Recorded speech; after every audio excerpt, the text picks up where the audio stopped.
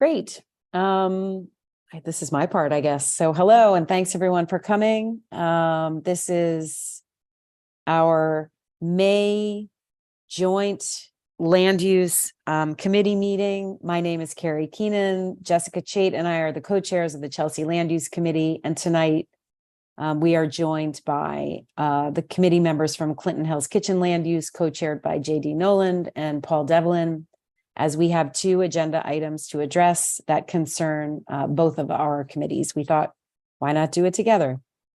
As per the mayor's orders, we are still meeting remotely, although we expect that we'll be moving to the hybrid meeting policy soon. That will be posted on the website, and community members will still be able to participate via Zoom. So please check the website for updates. Tonight's meeting is being recorded and is currently live streaming on YouTube. The agenda for tonight is public and can be viewed on MCB4's website. We encourage everyone to sign up for eBlast to get the agenda. If this is your first time at a Community Board 4 meeting, there are some things to know about the process. After each presentation, first, the committee will ask questions to the presenter. Then members of the public can ask questions or make a comment. Subsequently, the discussion goes back to the committee. On some agenda items, committee members may next vote to make a recommendation, which usually results in a letter to for the full board to vote on. If you want to comment or ask a question after a presentation and after the committee has spoken, you must press the raised hand button on your screen, and we will call on you to unmute. Usually that's on the bottom right. If you're calling in, use *9 to raise your hand and *6 to unmute. Are there any questions about what I just shared? If there are, please raise your hand.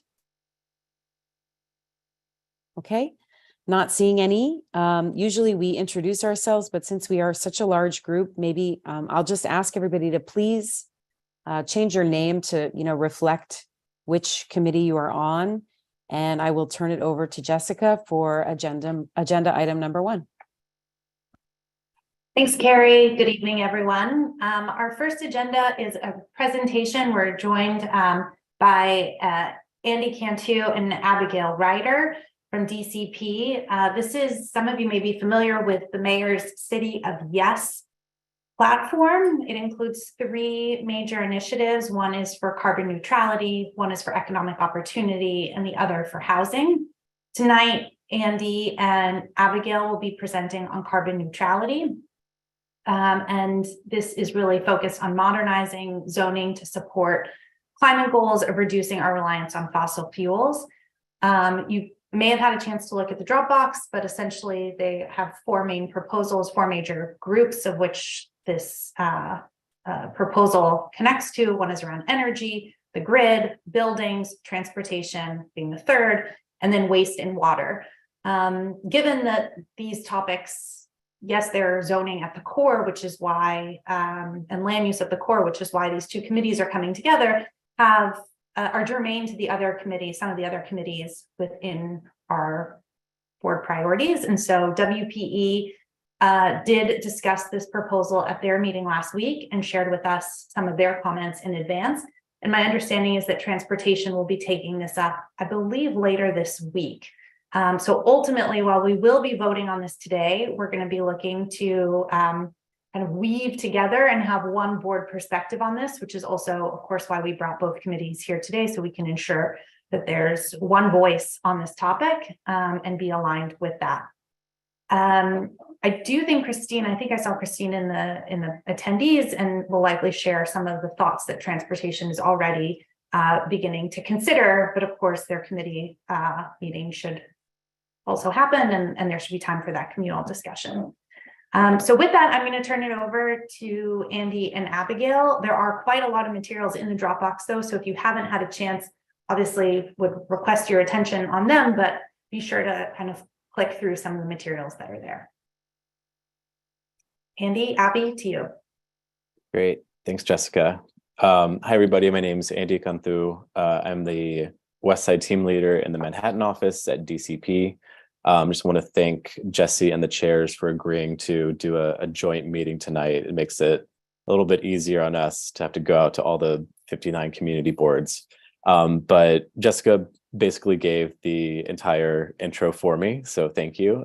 So Abby's going to be presenting City of Yes for Carbon Neutrality, which is the first of 3 citywide text amendments you'll be seeing over the next year or so.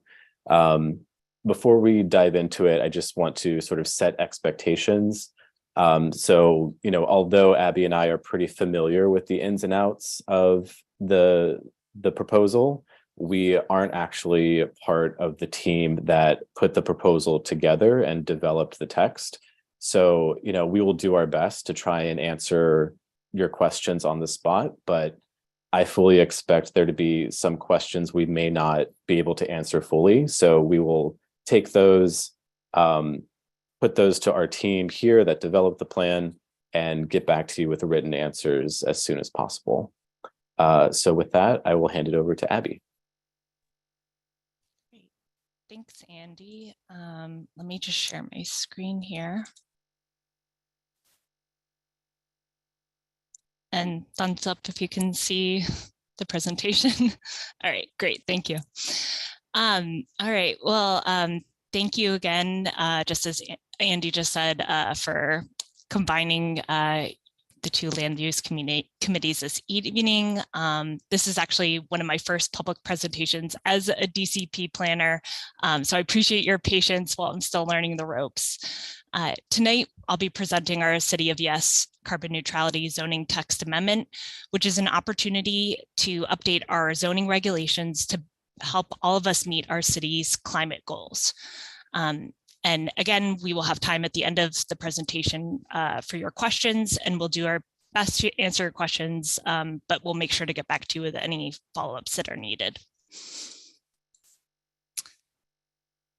City of Yes for Carbon Neutrality is the first of 3 projects that the Department of City Planning is developing as part of Mayor Adams' broader City of Yes initiative, charging agencies to take a hard look at outdated regulations holding New Yorkers back from investing in their homes, businesses, and our city overall.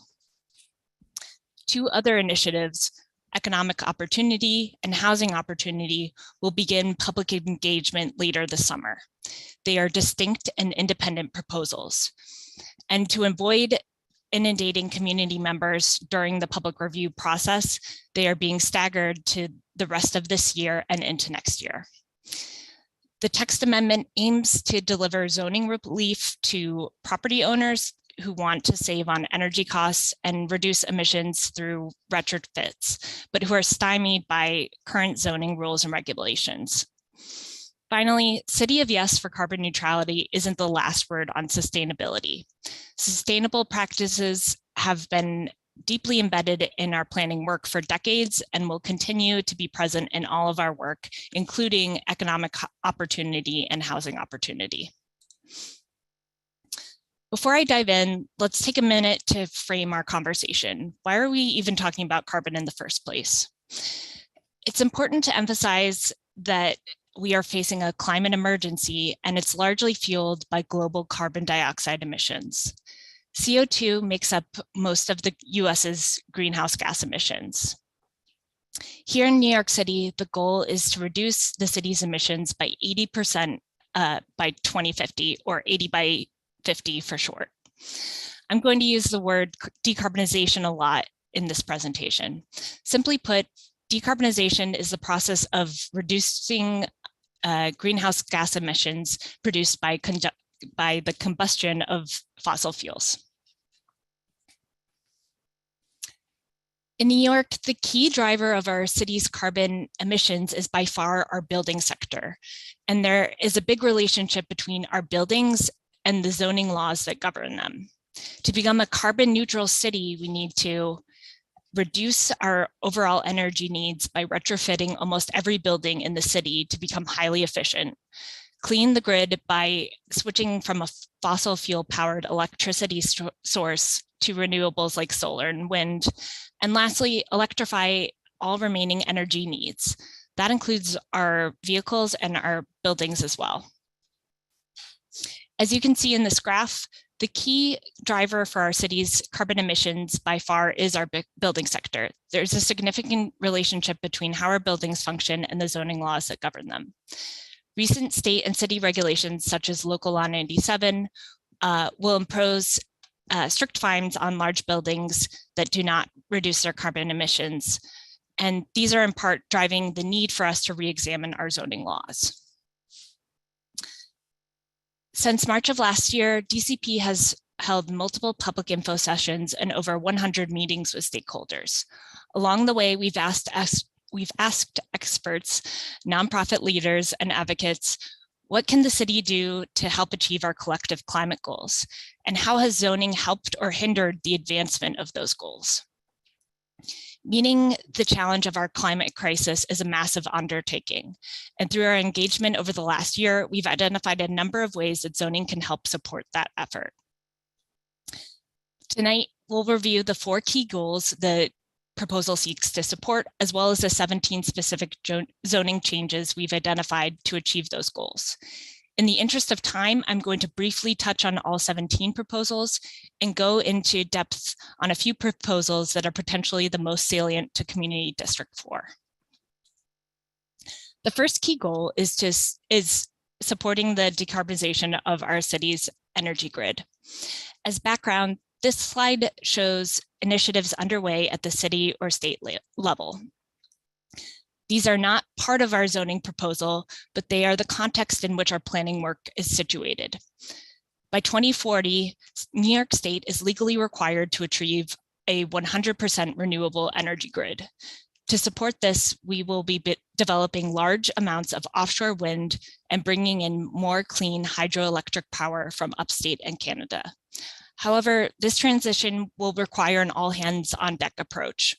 This includes putting all of our rooftops to work to generate energy across the city.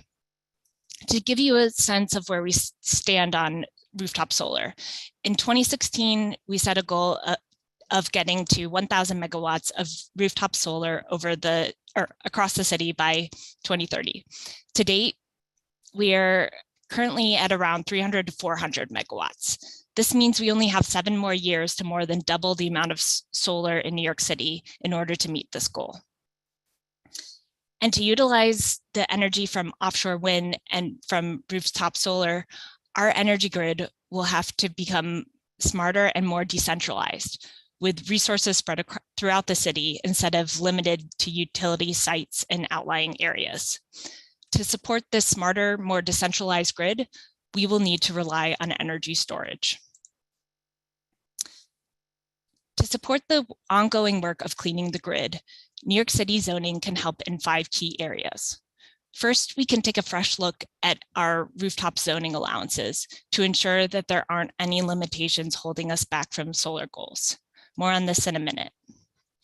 Second, we need to take a similar approach for our city's 8,000 plus acres of open parking areas, ensuring that zoning is updated to always allow solar canopies over parking lots.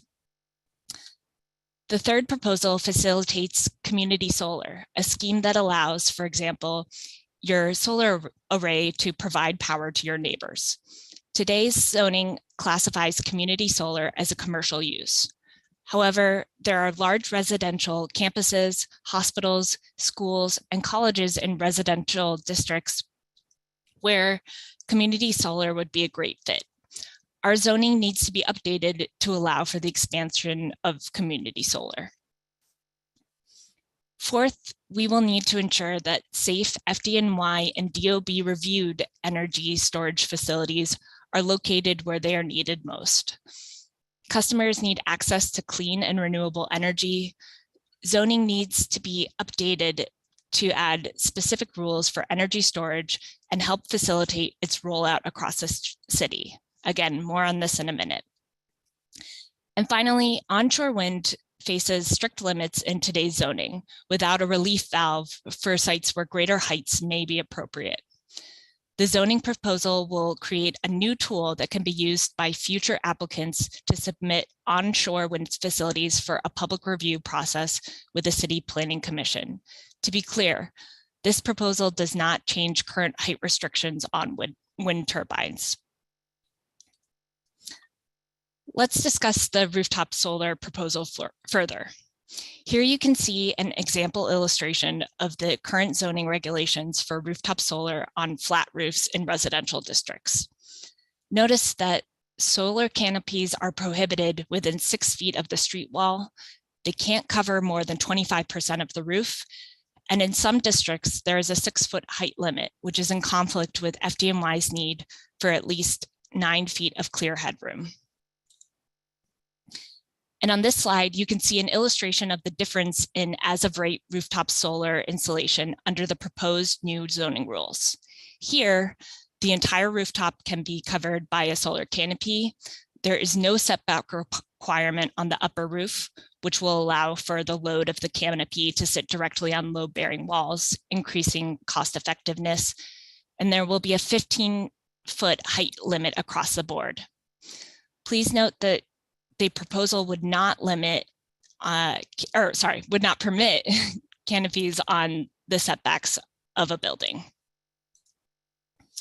Here we have another view of a rooftop solar canopy under current zoning rules. And this is a view of what a rooftop solar canopy installation might look like under the new proposal. Again, the height limit will be raised to 15 feet. The surface area coverage cap will be raised to 100%. The rooftop setback will be eliminated, and the contextual setback will not be allowed. One final note is that a new BSA special permit will be created to increase height allowances if needed. Switching to the energy storage proposal. There are many different types of battery-based energy storage systems, or ESS, but the most important thing to note is that they're extremely well-reviewed and safe, which is not the case for typical e-bike batteries at this point. Each facility is essentially custom designed and installed by specially trained engineers and electricians who must use certified technologies pre-approved by FDNY, and each installation must be reviewed by DOB. And I should note here that FDNY and DOB have written a letter of support each for these carbon neutrality zoning text amendments. Also, large installations over 250 kilowatts must be reviewed in parallel by both DOB and FDNY. Currently, there isn't much clarity in the zoning resolution regarding whether energy storage is allowed in residence districts, and currently you must obtain a BSA special permit in these districts. The proposal is to create new uses within Use Group 4 and Use Group 6 to accommodate grid supporting energy infrastructure equipment, or EIE. Installations under 10,000 square feet would be permitted as of right in residential districts. Larger installations over 10,000 square feet would be allowed as of right in commercial and manufacturing districts, but would still require BSA review before locating in residence districts. This table summarizes the proposal we just covered and notes that there are clarifications that accessory energy storage and electrical equipment is included in mechanical floor area exemption. There's also a clarification included allowing these systems within rooftop mechanical obstructions. The second goal is to decarbonize our building stock. We want to eliminate fossil fuels from our city's million-plus existing buildings, almost all of which will be around in 2050, which is when we need to have achieved carbon neutrality. These buildings are by far our biggest sources of carbon dioxide emissions. And to improve, we will need to retrofit virtually every single building to retire oil or gas powered furnaces and boilers, replace them with new, highly efficient electric systems, and improve the efficiency of exterior walls, windows, and roofs to keep the heat and cool inside. It's important to note two laws adopted by the City Council in 2019 and 2021 that are crucial here.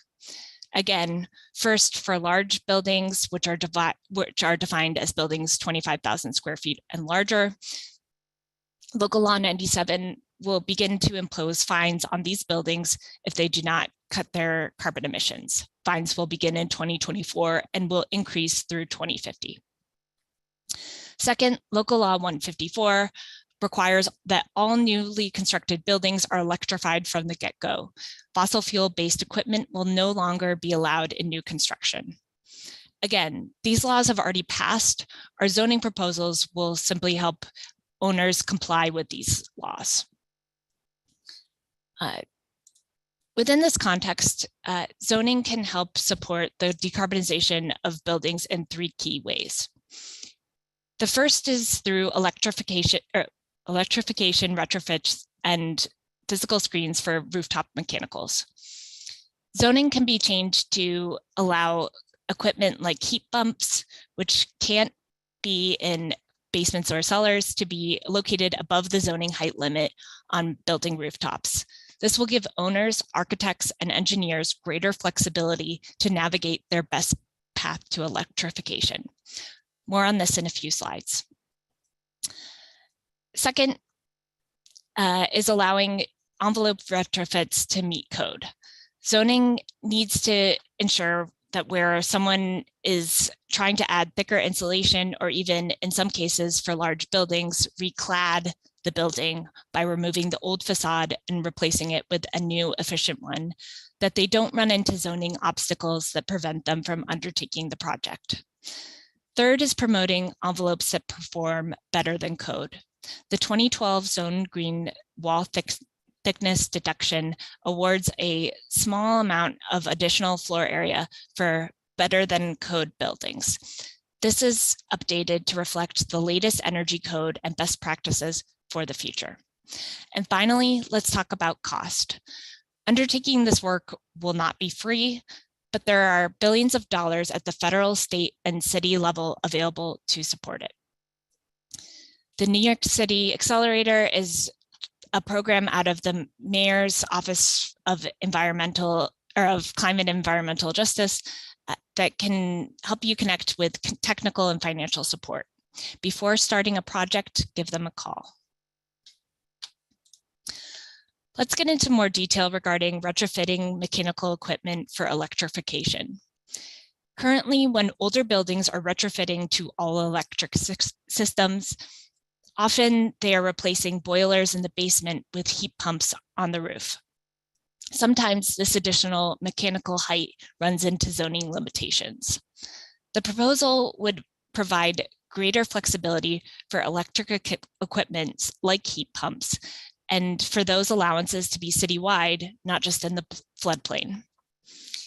As you can see noted in the illustration, there would be 2 tiers of expanded rooftop mechanical coverage and height limits depending on the zoning district, a 10-foot setback requirement, and enhanced screening requirements for this mechanical equipment.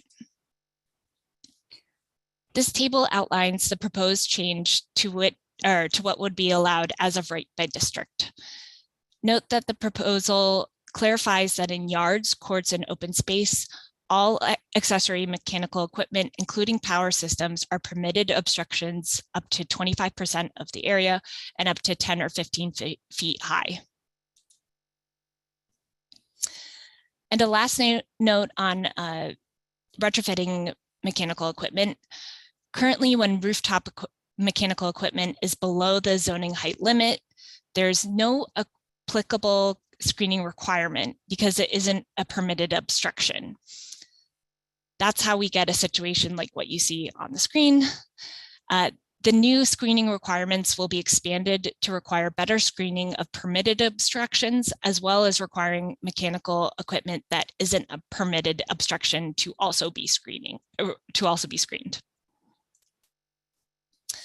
The third goal, decarbonizing our vehicles, supports decarbonizing the private vehicles that New Yorkers drive and own. There are currently 2 million private vehicles registered in New York City, and a tiny fraction, less than 1%, are zero emission. To help owners make the switch to electric, Federal and state initiatives are underway, but one key issue zoning touches on is where you can park and charge your electric vehicle. Addressing this need will be key to helping New Yorkers make this switch. By 2035, New York State has indicated that all new vehicles sold in the state will need to be zero emission. Finally, we also recognize that the future isn't simply focused on vehicles, especially in Manhattan. The more trips that can be taken by bicycle, scooter, on foot, or by transit, the better for the health of our environment and our city. Before we get into the specific proposals regarding vehicles, first a note on what DCP does and does not have jurisdiction over when it comes to vehicles and the road. The Department of Transportation regulates the right-of-way, including on-street curbside charging programs. Here at DCP, we only regulate the zoning lot, which includes off-street parking and off-street charging allowances. And the Department of Buildings Building Code contains requirements to include EV-ready spaces at certain new parking lots and garages. Within this context, zoning can help support the goal with 5 key changes. First, allow commercial charging facilities in all commercial and manufacturing districts. They're currently prohibited in about half of the city's commercial districts.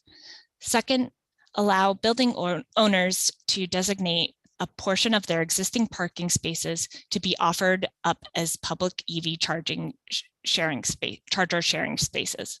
These are the same rules that currently apply today for car sharing vehicles in existing parking garages or lots.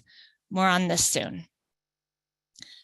Third, allow for more flexible use of public parking lots, public parking garages, and commercial accessory parking facilities by allowing car rental, car sharing, commercial vehicle storage, and public EV charging within these facilities too. We'll get into more detail on this proposal in a minute as well. Fourth, expand special rules that right now only apply in Manhattan that allow for indoor automated parking facilities to be available to everyone citywide. And lastly, update our parking rules to acknowledge the need of public bicycle parking and allow bike parking facilities in commercial districts. So let's dive deeper into the proposal to expand car sharing allowances in the zoning regulations to include public EV charger sharing. Some uses, such as retail stores or apartment buildings where parking is required by zoning, are permitted to have accessory charging. In addition, some of these spaces are allowed to be occupied by commercial car share program vehicles. However, current zoning rules do not allow any EV chargers installed at parking spaces to be used by the public. To address this issue, the proposal is to expand existing car share rules to allow property owners to designate up to 20% of their spaces or 5 spaces, whichever is greater, for flexible public EV charger sharing or car sharing or any combination of the two. This table shows the expanded car sharing proposal to include public EV charger sharing that would apply to some residential districts and all non-residential uses. The map on the right shows how much of the city would be covered under the expanded public EV charger sharing by zoning district. Moving on to more detail on the flexible parking proposal. The zoning text as it exists now separately regulates the use of parking spaces for car sharing services, car rental services, and commercial vehicle storage. Additionally, commercial uses are currently not always permitted to co-locate within public parking facilities. These varied rules are confusing and limited and should be expanded to encourage more alternatives personal car ownership and provide more locations for overnight truck parking and charging. This chart shows the proposal to streamline the zoning in much greater detail. With accessory spaces, we can allow up to 20% to be occupied by any combination of car share vehicles, car rental vehicles, public EV charging spaces, and commercial vehicle storage. For public lots and garages, up to 50% of total spaces can be occupied by any combination of the same categories, except public EV charging, which could be occupied by 100% of the spaces. Our fourth and final goal is decarbonizing our waste stream to reduce our city's stormwater and solid waste. This goal will help reduce the carbon emissions associated with both of these waste streams. First, we can reduce stormwater runoff by promoting greater permeability on site. This means less water flowing into energy-intensive plants. Second, we can reduce the energy associated with hauling and processing garbage by reducing the amount. Up to 45% of our waste stream is organic material that doesn't need to go to the landfill and can be reused within the city. Lastly, we can reduce the carbon emissions associated with our food by promoting more local food production on our city's rooftops.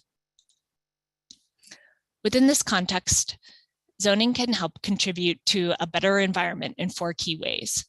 First, clarify zoning's paving rules to ensure that permeable paving, which allows water to infiltrate the soil right where it falls, is always allowed. Second, update our zoning's street tree requirements to allow for new high-performance tree bed types, such as connected tree beds and rain gardens. Third, our zoning resolution doesn't even mention the words compost or recycling. It's time to add specific rules clarifying where these uses are allowed to help these sectors grow. Finally, rooftop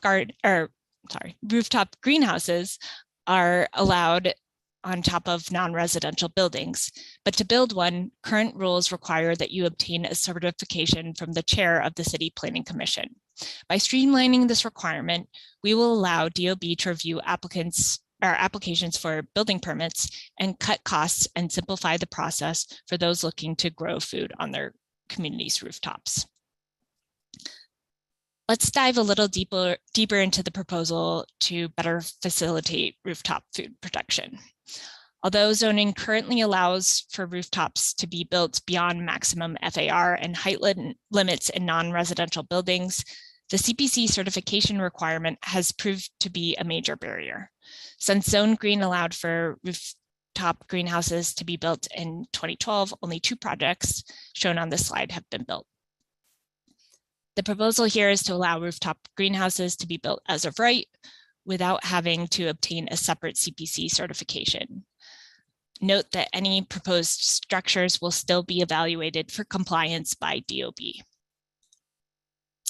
All right, that concludes our overview of the 17 specific zoning changes we've identified to help support the larger project of decarbonizing our city to keep it clean, healthy, and equitable for the years to come.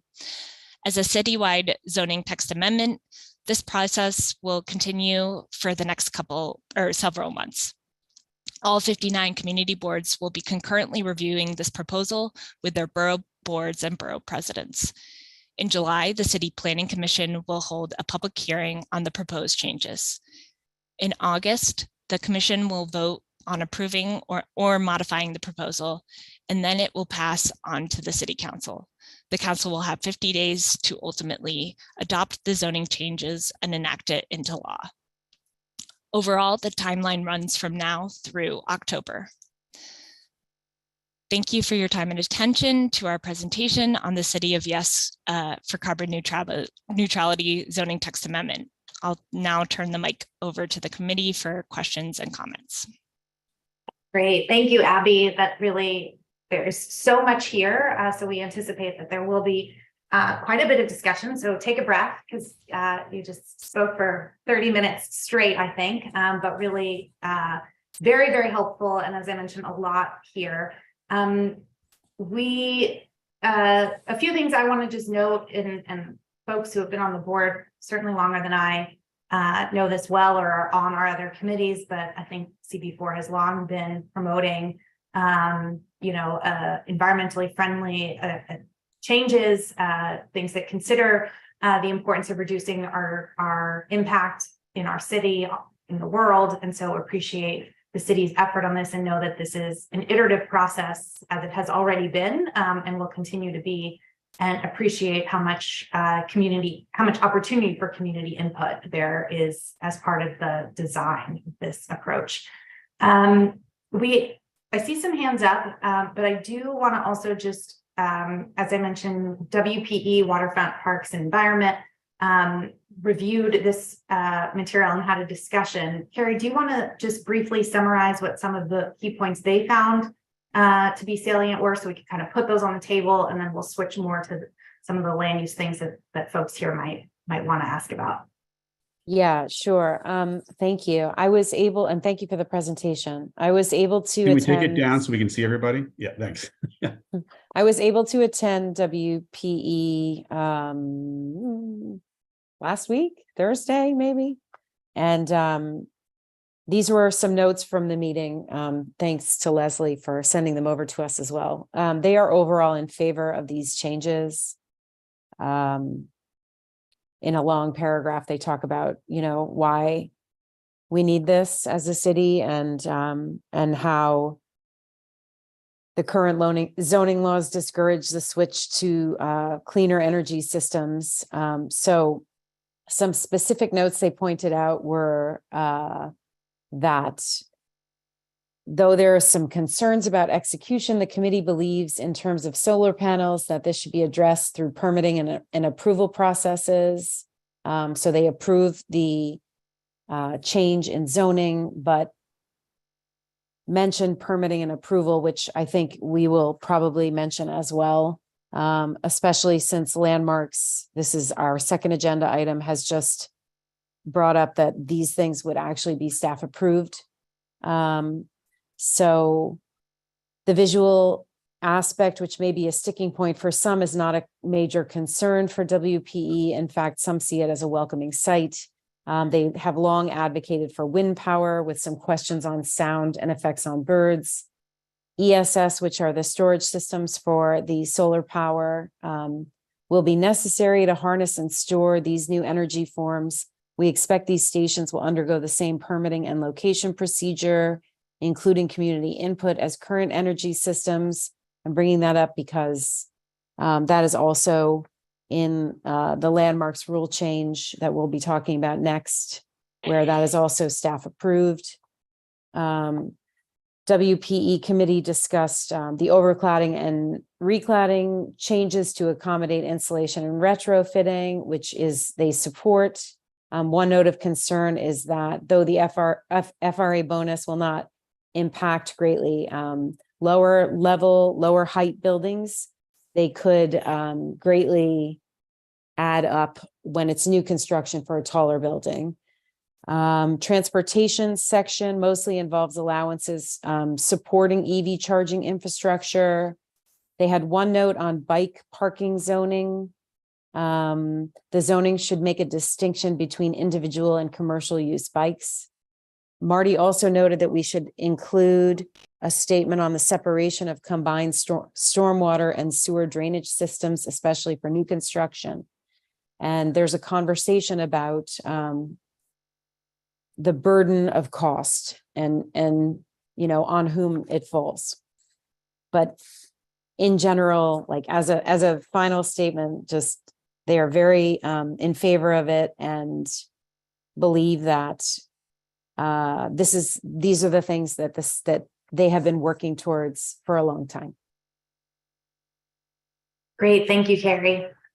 Let's start with David Solnick, so as not to be biased towards our Chelsea land use participants. Go ahead, David. I wasn't worried about bias. They're not. I mean, I'm generally. It's obviously it's great to see this, and I just had some sort of specific comments about a couple items. Not big items actually, but the porous paving being allowed. That's a very timid change. Most jurisdictions these days are requiring porous paving. To just allow it, I mean, it's more expensive than regular paving. Most people won't do it if they're not required or if they don't have, you know, some eco-consciousness that's strong enough to make them pay extra. So why? I have like a couple other questions, but first one is why is it just being allowed? That's really kind of a it's a sort of a non-statement. Thanks, David. That's a good question. I think, you know, the department really set out with this particular City of Yes initiative to not create any new mandates, knowing that local law 97 and the other city and state laws that have been passed in the past couple of years do create, you know, mandates related to carbon emissions and energy efficiency and things like that. So really the purpose of this text amendment was really to lower barriers to implementation so that all of those other mandates through the local laws and elsewhere are easier to accomplish. We really didn't want to create any new thing that you had to do. Was porous paving prohibited before? I think it was ambiguous. Joe's shaking his head yes, and I'm going to defer to him because it actually was kind of prohibited, David. That's, I think, why they made a change.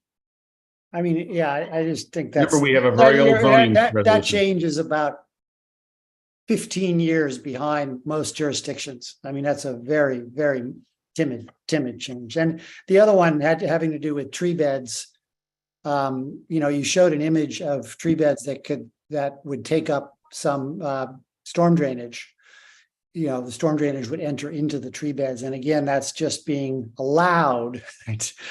But not required. I mean, again, that's way behind the times, way behind. The last comment I had was really a question. Is bike parking in parking garages required? Yeah. You mentioned bike parking. Is bike parking? Is bike parking? Do they have to allow? Do parking garages have to accommodate bikes? Or let me get back to you. I think my understanding is that in certain quality housing buildings, bike parking. No, I'm not talking about. I'm talking about the ones you pay for, that are available to the public. The reason I'm asking is because my observation is that bike parking costs are just a joke. They're so expensive. I pass these parking garages and I see on the sign, it shows the price of parking your bike, and it's absurdly high. And so I was wondering whether they were required to do it, but there was no regulation for the price. So they just don't want to park bikes. So even though they're required to do so, they just set whatever price nobody would pay and get what they want. And I'm not saying that's the case. I just don't know. That's why I'm asking the question whether parking garages require bike parking. And I guess my point is, if they require bike parking, but there's no cap on the cost, then it's a non-law. It's a law with no, it's with no effect, because if they can set the price and don't want bike parking, they just set it at whatever they want. Right. You're talking about commercial parking garages, yes. Correct? Yeah. So for commercial bike parking is not a use. It appears as though, certain commercial parking garage owners have, maybe set aside certain space for bike parking, but it's certainly not required. It's not required. So they're just doing it in the hope somebody would pay $50 a month or $175 a month for their bike. Okay.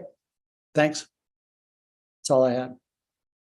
Thank you, David. We'll go to Dave Paloka. Thanks. And thank you, Abby, for the excellent presentation. My first concern is about the solar arrays on top of buildings. And just some observations.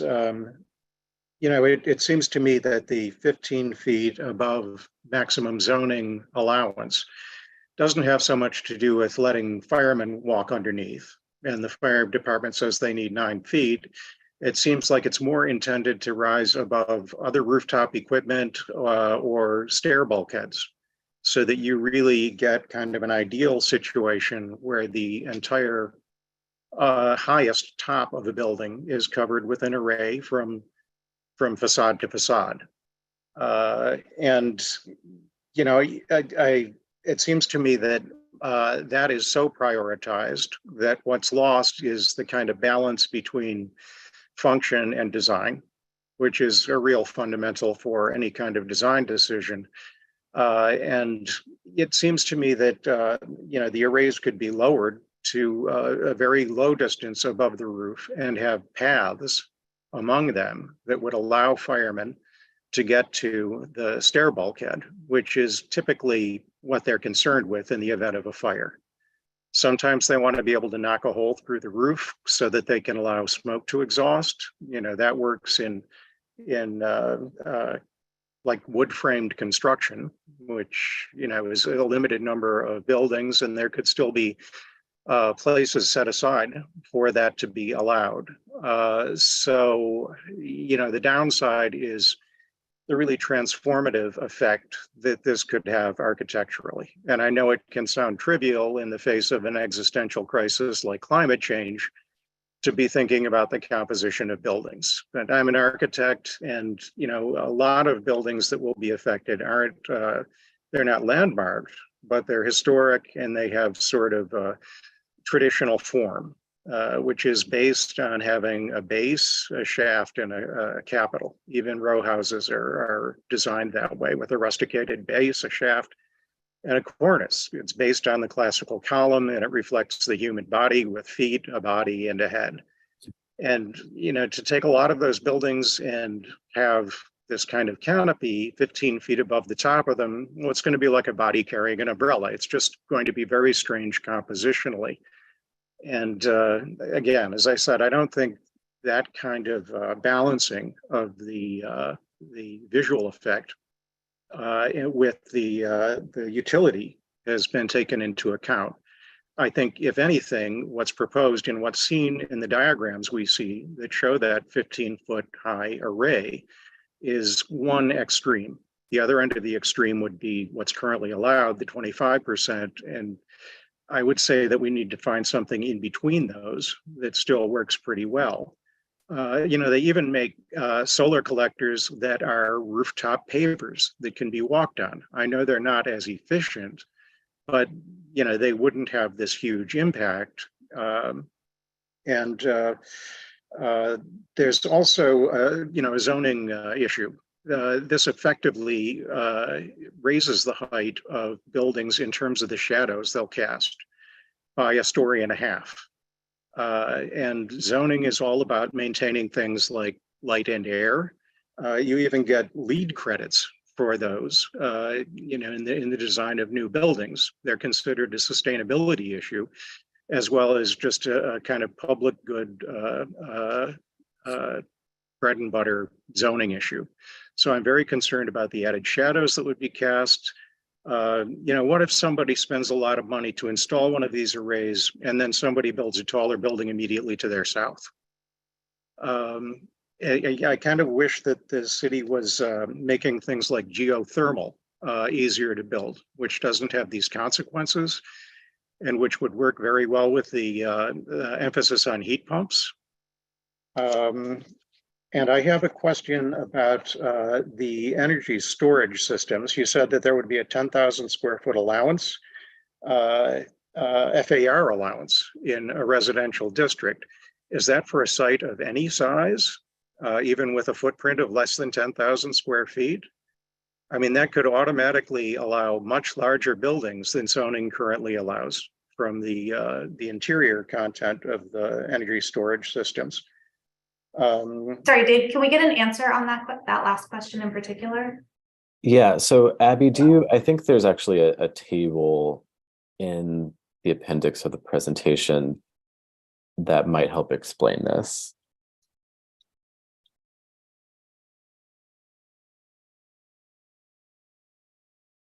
Sorry, I'm trying to see if I can pull it up right now.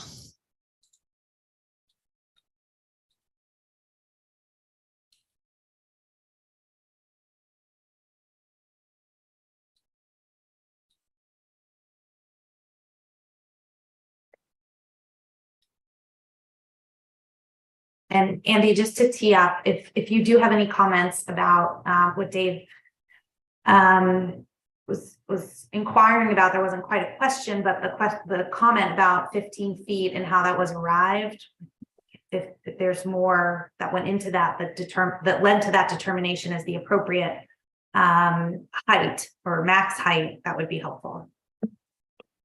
Yeah, so I can't speak to how the team necessarily arrived at that specific number, but we can get you more information. But I think it, to your point, I think it does have to do with sort of accommodating obstructions one would normally see on the top of a roof. And I'm sorry, Andy, do I have the right one right here that you were looking for? Yeah, so David, would you mind restating your question very briefly?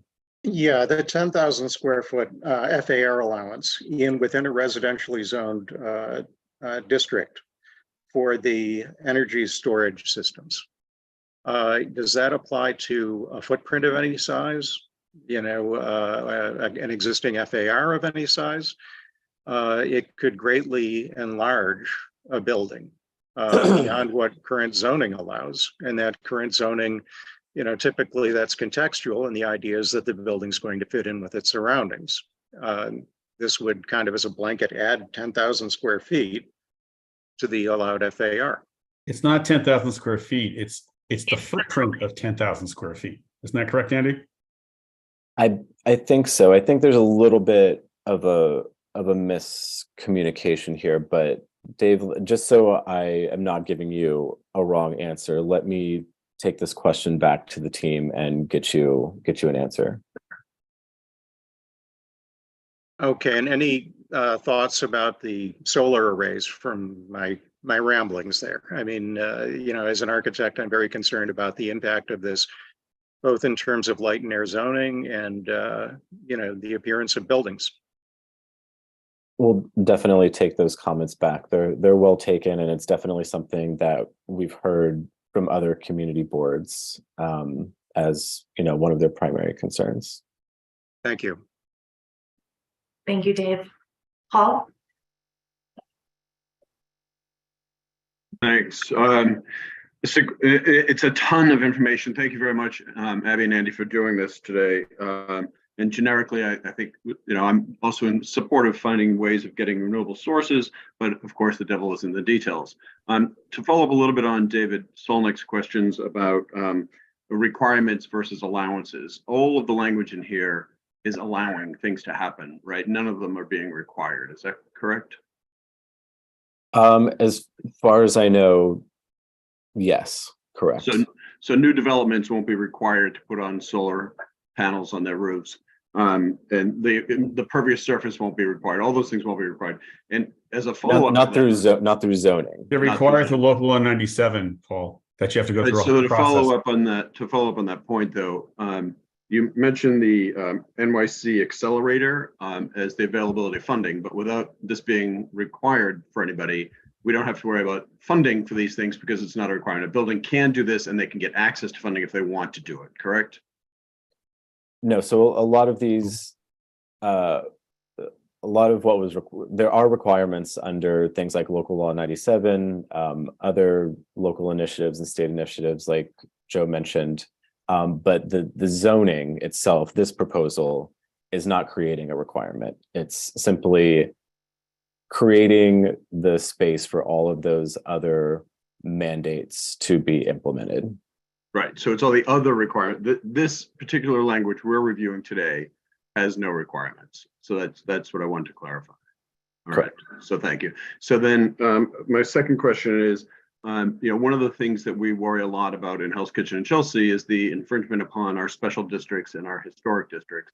And I see that, there are statements from LPC saying that, these approvals will still have to go through LPC and that these will have to go through DOB. But I'm wondering if there's any language that says that this zoning will not override any special district zoning regulations or historic district language. And if we could somehow, strengthen that so that we're not infringing upon these districts. Right. So no, with respect to the historic districts and landmarks, LPC has ultimate jurisdiction over what gets built in historic districts and for individual landmarks. And that's always been the case, and that will be the case with everything you see today. And with respect to, special districts, I'm not aware of any special district regulation in CB4 where any of these proposals might present some sort of conflict. But no, nothing would necessarily override what's in the special districts. I'll defer to Joe on that. I can see Joe reacting to that. So he's next. I think he's next up on the queue anyway. So I appreciate your answer, Andy, and we'll continue the conversation. Thank you. Thank you, Paul. I just want to restate something that was in Paul's question, which is there are, and Andy, you can correct me if I'm not saying this correctly, but as I understand it, there are laws that are requiring many of these things, but that zoning does not accommodate currently. And so this zoning text amendment is to bring zoning, some of them in line with requirements. Is that? I'm seeing in so many words, yes. So there are local and state laws that set goals and requirements for individual buildings. And in some cases, zoning may represent a barrier to achieving those goals, whether it's energy efficiency or carbon emissions, what have you. And so the goal is really to lower those barriers as much as possible so that it's easier for, property owners, building owners, tenants to meet those standards that are set out in the law. Okay. Now Joe's going to tell us why that's not true and ask his other questions. Joe. Okay. So first, just clarity. I want to say there are two themes running through this so far. One is the city of yes, but bluntly, what I'm seeing in parts of it, it's the city of less public review. I understand the desire to get as of right, but the fact that a number of these items in historic districts would move from landmarks commission to staff approval just says these things will get approved. It's very hard, Andy, when you, and by the way, Abby, that was a fantastic presentation for our first time. And trust me, we've had 2,000 presentations to this board. So thank you so much for that. But it is not correct and it is specious to say that the Department of Buildings is going to be our savior and manage everything. We are in a district where the Department of Buildings has approved like 14 illegal demolitions that were protected buildings. So we don't feel a lot of comfort that they're going to be able to apply these things properly. The other thing going throughout here, I think, to pick up on David's point, this is like a wholesale redesign of the city and the feel and what will look as we go through this. And I'm very concerned that in the name of carbon neutrality, which we all support because we've had this pushing these issues decades before, that this is a broad brush and it needs a much more fine-tuned approach. So my comments are going to be very specific. Let's take the solar panels first. As just so everybody knows, as part of Local Law 97, the various things you have to do, you must actually investigate if you can do solar panels and solar arrays on the roof. It's a requirement. And you can be, if it's not feasible, you don't have to do it. But the height here is the crux and the setback. So number one, there should be a required setback. We are not going to solve our energy problems and our decarbonization problems all at once with just one tool. And second, if the fire department requires 9 feet, then the height should be a maximum of 9 feet. And I'm going to really push our board to take that position. There should be some sort of setback and a maximum height of 9 feet. and then cover as much as you can, because you will change every streetscape across the city, whether it's a brownstone neighborhood, a mid-rise neighborhood, or neighborhoods of 10 minutes like we have. The next thing is, from what my reading so far, I can see zero issues and for dealing with maintaining height in special zoning districts. And that's what we have throughout our board. And those heights were carefully negotiated through a series of political discussions about development happening in other areas. And we need to say factually that if you add 15 feet of height with a solar array, you're taking a building from a maximum of 66 feet to more, or 100 feet to more. That's what it is. So that's going to change the visual impact across the board. But I want to come next, Abby, to the mechanical issues. And this one I really take exception to. I am currently in the process of doing full electrification of 13 buildings and 134 units.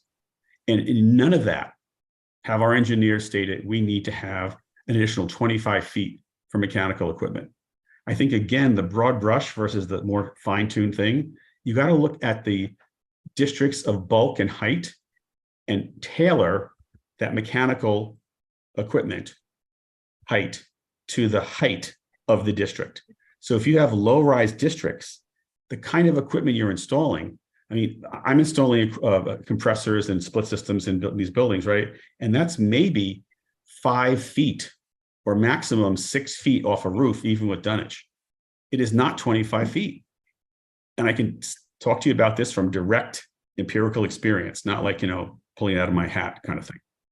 So, Andy, I know you're not going to have answers for all of this, but I think these two, of having a more fine-tuned approach, is going to get a lot more buy-in across the board on these things. And also rooftop greenhouses, support them. However, how do we know that the Department of Buildings is going to approve a plan where a rooftop greenhouse actually gets converted to residential space or other use, as opposed to being used for that? That's why you have public review, in order to get these things to happen. So there's got to be a balance that we strike on location or type of things, because I feel like, again, way too broad brush. And our board has negotiated with developers to get them to do lead buildings, for example, as part of a public approval process. So we're familiar with this. So I go to Andy and say, what are your thoughts on some of this? I mean, Joe, you're maybe the most knowledgeable board member in all of Manhattan. So your comments are well taken. We will take those back. And if you do have those concerns, I fully encourage the board to, include those and be as detailed as possible in your recommendations, so that, we can hopefully make this, a better proposal, an improved proposal. That's ultimately what this process is all about. Thank you. Thank you, Joe. Thank you, Andy. Brian Weber. Thank you. How did I draw the lucky straw to follow Joe Restuccia? Fortunately, I really just want to reiterate what Dave and Joe had said, and bring in just the element of livability and the impact that 100% coverage with no setback at 15 feet would have on the cityscape. And I would just say that we shouldn't let perfect be the enemy of good. And I know that we're doing this to combat climate crisis, but Manhattan and New York City is not the only facet in doing this. And that having solar panels from one end of one roof to another is not necessarily the answer. It impacts the livability and shadows on our streets. Again, well-intentioned, but I think there needs to be nuance with it. I am not completely understanding the energy storage system, and I'm wondering if we can get some more information on that. I will say that, I live in the Garment District, and a lot of the buildings are retrofitted here. A lot of buildings are turned into hotels and residents, and a neighboring building has now put air conditioning mechanicals on the rooftop, and it generates quite a bit of noise. What is the sound attenuation of the energy storage systems? And also, in terms of safety, I know that you said this is going to be better than bike storage. I believe rechargeable bikes. I believe that. But it should be noted that when Teslas catch on fire, the method of combating them is to let the batteries burn out. And then those Teslas are stored in water at sites because these batteries tend to reignite. So what are the safety codes around these energy storage systems? And are these on the rooftops, or are they in mid buildings, in mechanicals? And is this something that is anticipated to be on buildings, older buildings that are required to be compliant with Local 97?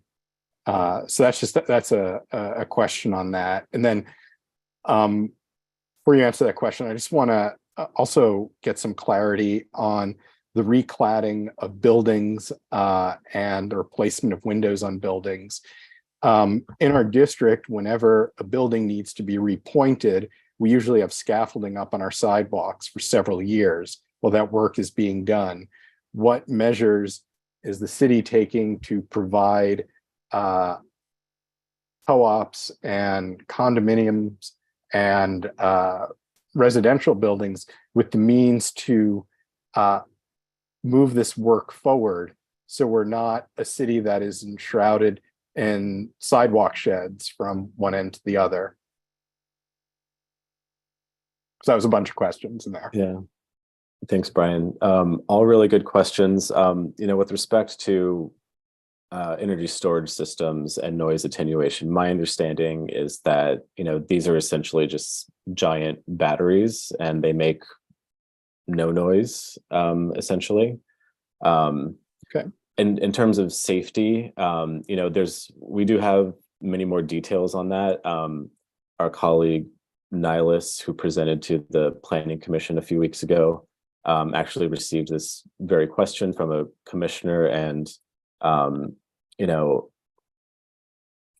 we can point you in the direction of his responses, which were pretty comprehensive, and get you more details on how energy storage systems in buildings are much different than Teslas or any other sort of commercial battery, and why they're much safer.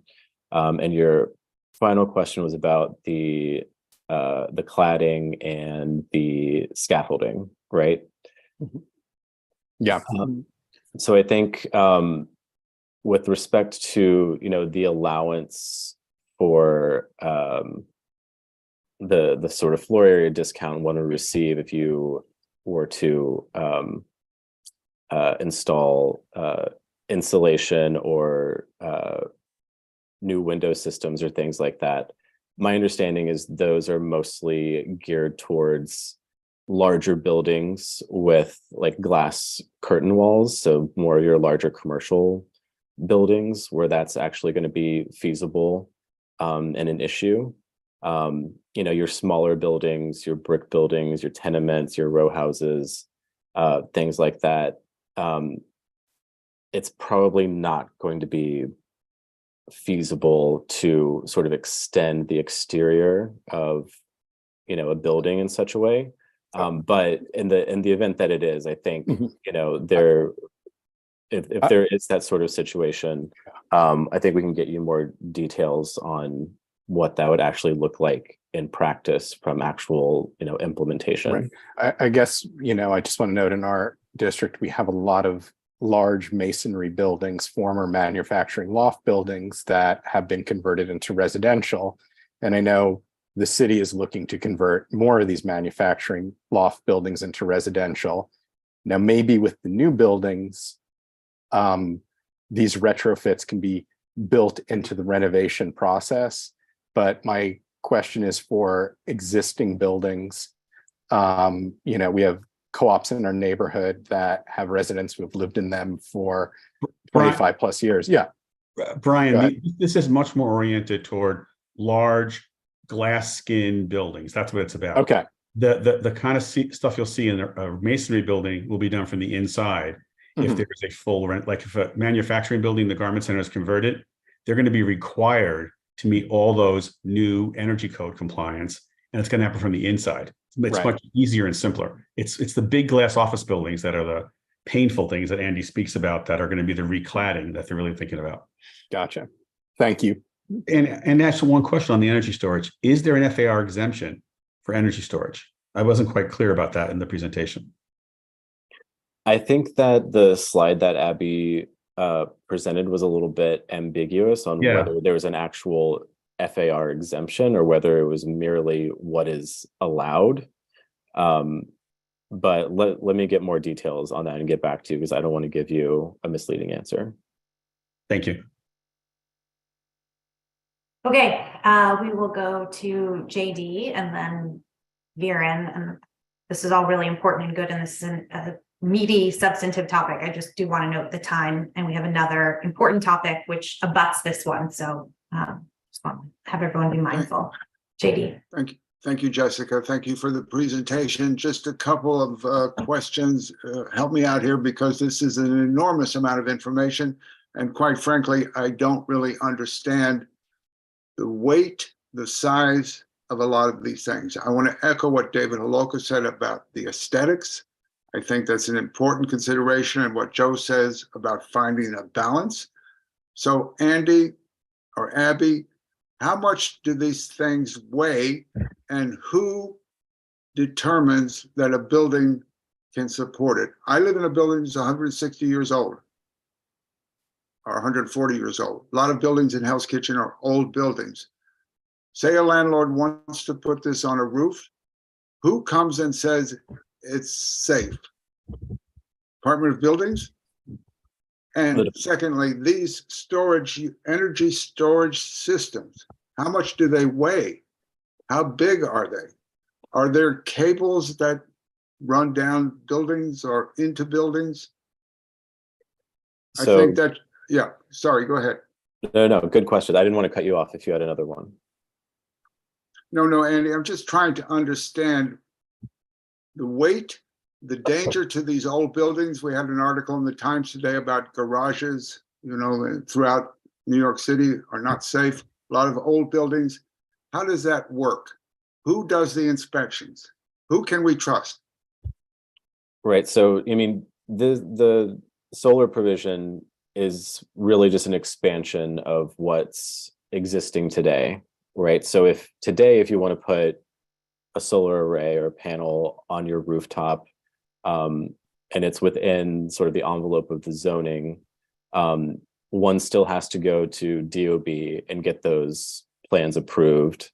I don't deal with DOB a lot, so I'm not sure what the particulars are. If you need to have, it requires a mechanical engineer, Andy, because that's about weight and load. It's entirely reviewed by DOB. Right. I'm assuming it's like in any sort of architectural thing where it has to be signed and sealed. So an architect or an engineer is, betting their whole career on that, what they say a building can hold is sound. And that's actually one of the primary reasons why the team decided to allow the arrays to be constructed on to reduce the setback to 0, so that the supports for the array could be built on the roof itself, on the building structure, so that less of the array was sitting on the actual roof, which is less structurally sound. So that was one of the reasons behind that. Facades don't support anything. They're just stuck on there. The sidewalls support everything, Andy, so that's not quite accurate.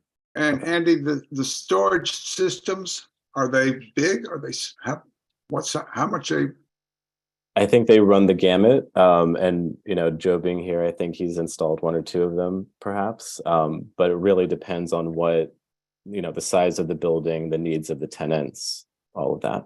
They're very heavy, JD. We're not going to see them except in new construction on a roof level. It's going to be a ground floor. But I think David Holoka's question about the FAR thing is when we have to get an answer, because that could be a considerable amount in a small lot in terms of a bump. Thanks, Andy. Thanks, JD. Viren? Yeah, very quickly. I'm just going to keep it quick. I think the comments that have been made, Joe and Paul, I think they're all very valid. One suggestion that I'm going to make when it comes to solar panels on the roof, there are two issues, right? 15 feet high would require a heavier support structure. So Joe is absolutely right that you really need to rethink 9 to 10 feet probably would work.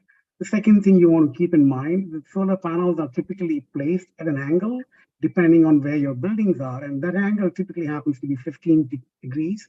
To keep that also in mind in terms of determining what that height would be. So which is why I gave you the range of 9 and 10 feet. So that might sort of accommodate that. I think that you should somehow, somebody has to sort of keep that in the notes. The other question that I'm going to ask, and that is sort of more fundamental to this conversation, is allowed is not such a sort of strong zoning language. It's either permitted, not permitted, required, or maybe encouraged. Now, if it goes back to that sort of language, we need to understand what is the role of DCP versus DOB and DOT. So what I'm trying to suggest is that if there are certain regulations where you basically say this is a wish list, nothing's going to happen. If it is required, people are going to have to comply with it. And if it is required, who is going to regulate that? Meaning whether it's DOB, DOT, or some other agency. I think that clarity is something that you really definitely want to put in place. And very last suggestion I'm going to make, and I know it is not DCP's role, but more often than not, things don't happen unless DCP mentions them in the regulations. And that is about materiality. There's a whole lot of conversation about decarbonization, but we have not spoken about changing materials, building, depending on the type of building and the building heights. I think that is some conversation that should be brought into play. Local Law 97 refused to sort of encourage that because they said the zoning doesn't have room for it. And now zoning is not looking into it. So we are sort of caught between two places. So those are my comments. Thank you, Viren. Andy, has there been a discussion about the use of materials? Not that I'm aware of as far as this proposal goes. Viren, just so I'm understanding correctly, you're talking about sort of creating standards or mandates around sort of what specific typologies, what material specific typologies could or should use, like buildings over a certain FAR need to use like glass that is, energy efficient to a certain level, things like that. Yes, I'll just give you one example. I mean, you'll understand this totally. In New York City, for a long time, you could not build housing, residential building that was more than 3-story tall with timber. Now it allows you to build it 6-story max. Right? In Chelsea, 18-story building was great in timber because you could not build beyond 6-story tall. Right? So if zoning doesn't make some changes to allow certain types of materials which are more carbon neutral, then our goals are going to remain, harder to reach. That's what I meant. I just gave you one example. There are many. Right. I appreciate that. And I think for our team, or at least DCP's philosophy, is that when it comes to, something as granular as materials, zoning may not be sort of the proper tool to implement those things. That goes into the building code, no? Yes. Right? No, the building height is not just the building code. Zoning is also very much part of it. So if zoning encourages material regulations, that might open up the door for DOB to get in. I agree with you, Joe. It is DOB that makes the rules. And exactly, you're absolutely right. That's what it is. So I'm just pointing it out. Just if you bring the conversation into fold, there is a good chance that something might pass. That's all. Thank you. Thank you, Vera. Pamela, and then Carrie, and then we'll go to the public. Thank you. I listened carefully to the presentation, which was, I think, excellent for a newbie. But I did not hear what I was waiting to hear about, which is geothermal, which seems to me, huge potential. But this presentation didn't say a word about it. I think someone brought it up as a question, but I didn't hear a response to that question. So that's my question. Why are we not talking about geothermal? Right, and I think, geothermal, like solar, like wind, is another, energy generating system, and zoning does not, and this proposal does not preclude necessarily a property from utilizing geothermal systems. But again, I think, this proposal, this zoning text does not create any new mandates. It does not say you have to get your energy from solar, you have to get your energy from geothermal. It merely creates the conditions that allow for more efficient systems to exist in a building. Okay, well, thank you for that response. I'm still disappointed. That I'd like to hear that geothermal is equally as important as these other sources of energy. I know that it's in place in a number of locations within Manhattan. I know that personally, and I think it's efficient where it's been employed. That's my concern. Thank you. Right, and I think, and I'm not super familiar with sort of how geothermal is generated at the sort of level of like an individual building, or whether it requires sort of like commercial generating capacity. But that's the regulations governing sort of, or liberalizing energy storage systems, for example, that is designed to, address having, a more distributed network where we're getting energy from different sources. And that could include geothermal, it could include solar, it could include wind. Thank you, Andy. Carrie, and then I see Dolores snuck in, so we'll have one more before we go to the public. Thanks. We're a committee, two committees that spend a lot of time on buildings and homes in our historic districts. And I'm just wondering why there was, not even a carve out for historic district or special districts, but also it's, stated that we are not making an exception for these districts. I think that, when we start to talk about as of right, when it comes to historic districts, I know Chelsea Land Use is going to get very nervous.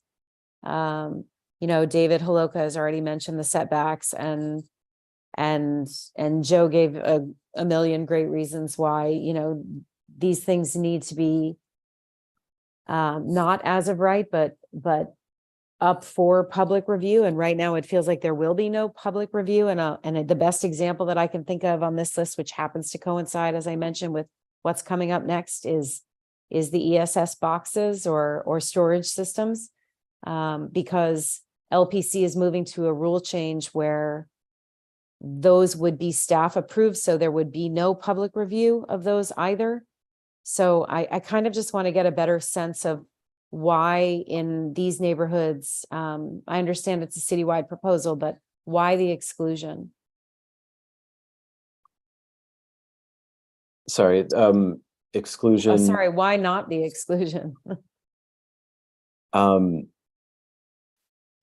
I can't speak specifically to how LPC is going to, determine what is kosher when it comes to solar panels and energy storage systems in historic districts. I guess you'll find out later this evening.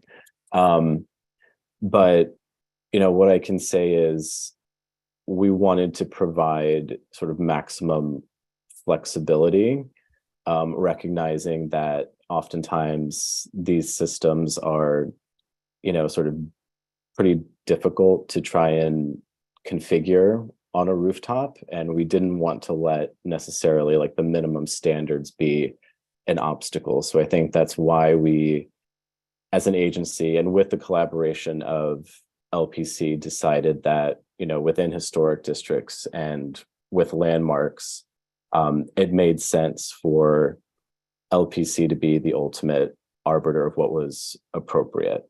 And I know based on, you know, other projects I've worked on, not necessarily having to do with solar panels or anything, but just, you know, vertical expansions on buildings for landmark properties, you know, typically LPC just doesn't like to see things from the street.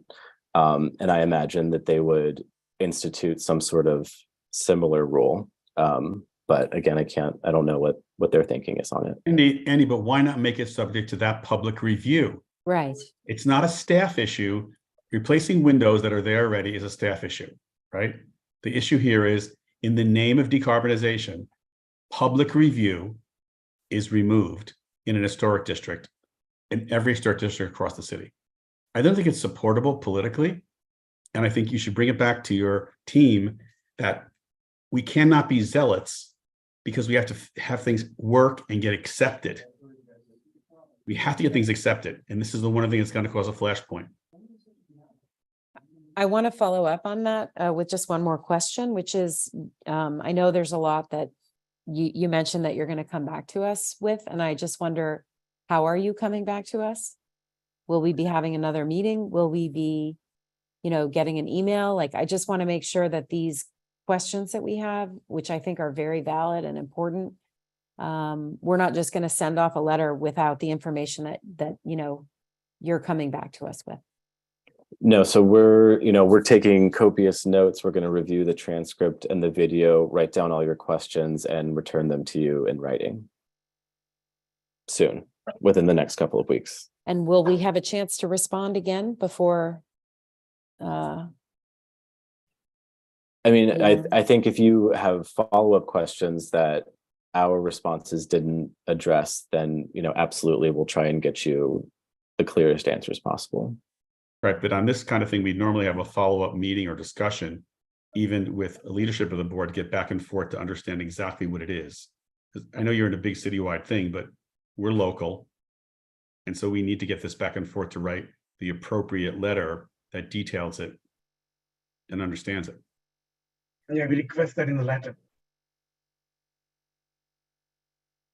Just asking you, Randy, that we'd have to probably do some follow-up discussion, most likely.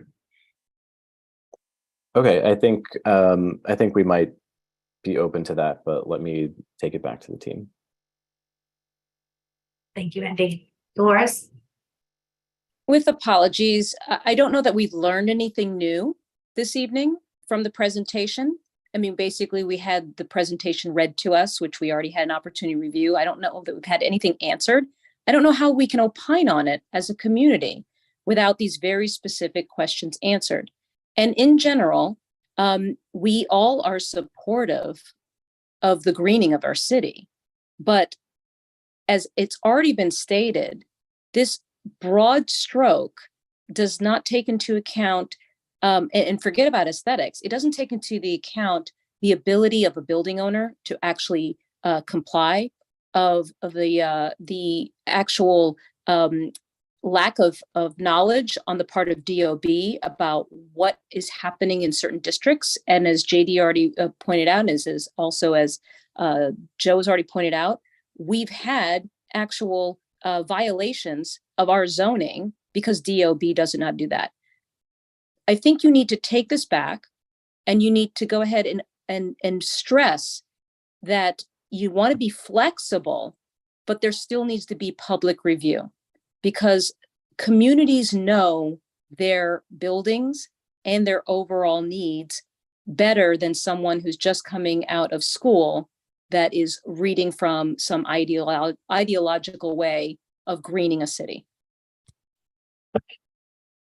And Dolores, just to clarify, you're speaking about specifically in special and historic districts. Is that correct? I mean, we're all special districts and historic districts. So, I mean, I'm not going to go ahead and advocate on behalf of a very simple R8 in another borough because I don't know how they are. I just know that we have so many different types of zoning here that's been specifically fought for the residents of this community. And what we're saying is, let's throw that out and not take any of those considerations into effect with no exceptions. I don't know how that we can be accepting of that. Thank you. Okay, we have 3 folks from the public.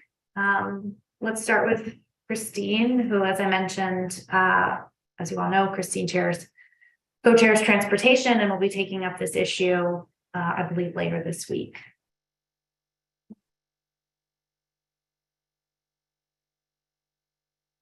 Yes, hello, Hall. How are you? Lots of material here to review. It's a little bit overwhelming.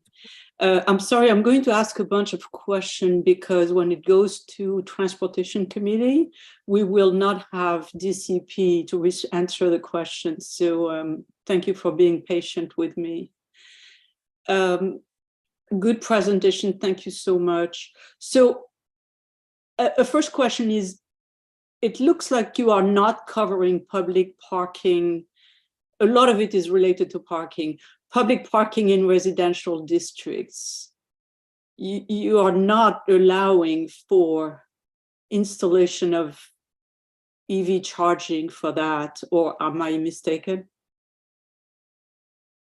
We're allowing for EV charging in accessory uses. So I can pull up that slide. I'm not asking accessory uses. I'm asking for a public parking lot.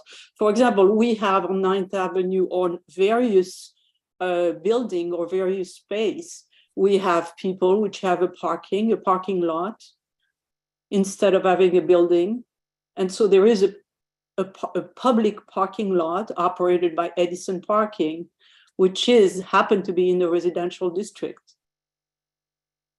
So how does that work? Are you asking, can there be set asides for EV charging in? Yeah. Yes.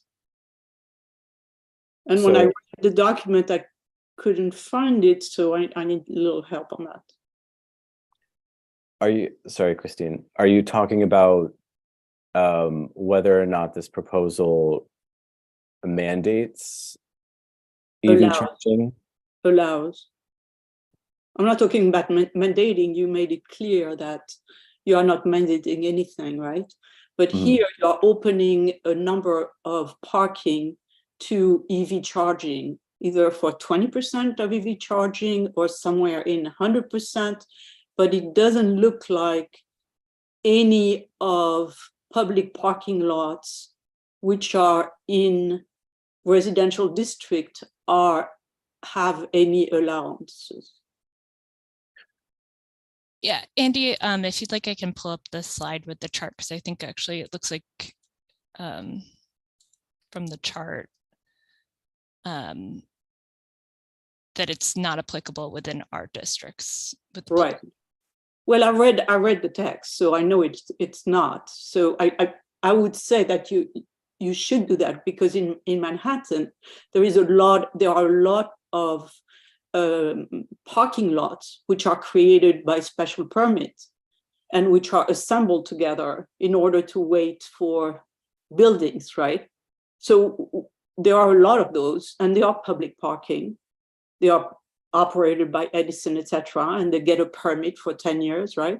And then we need to allow them to have, the maximum flexibility, which is having all the what we give them is the commercial, the car share and the car rental and public EV charging space, etc., for 100% of the space. But it would affect any parking that is in a C district, right?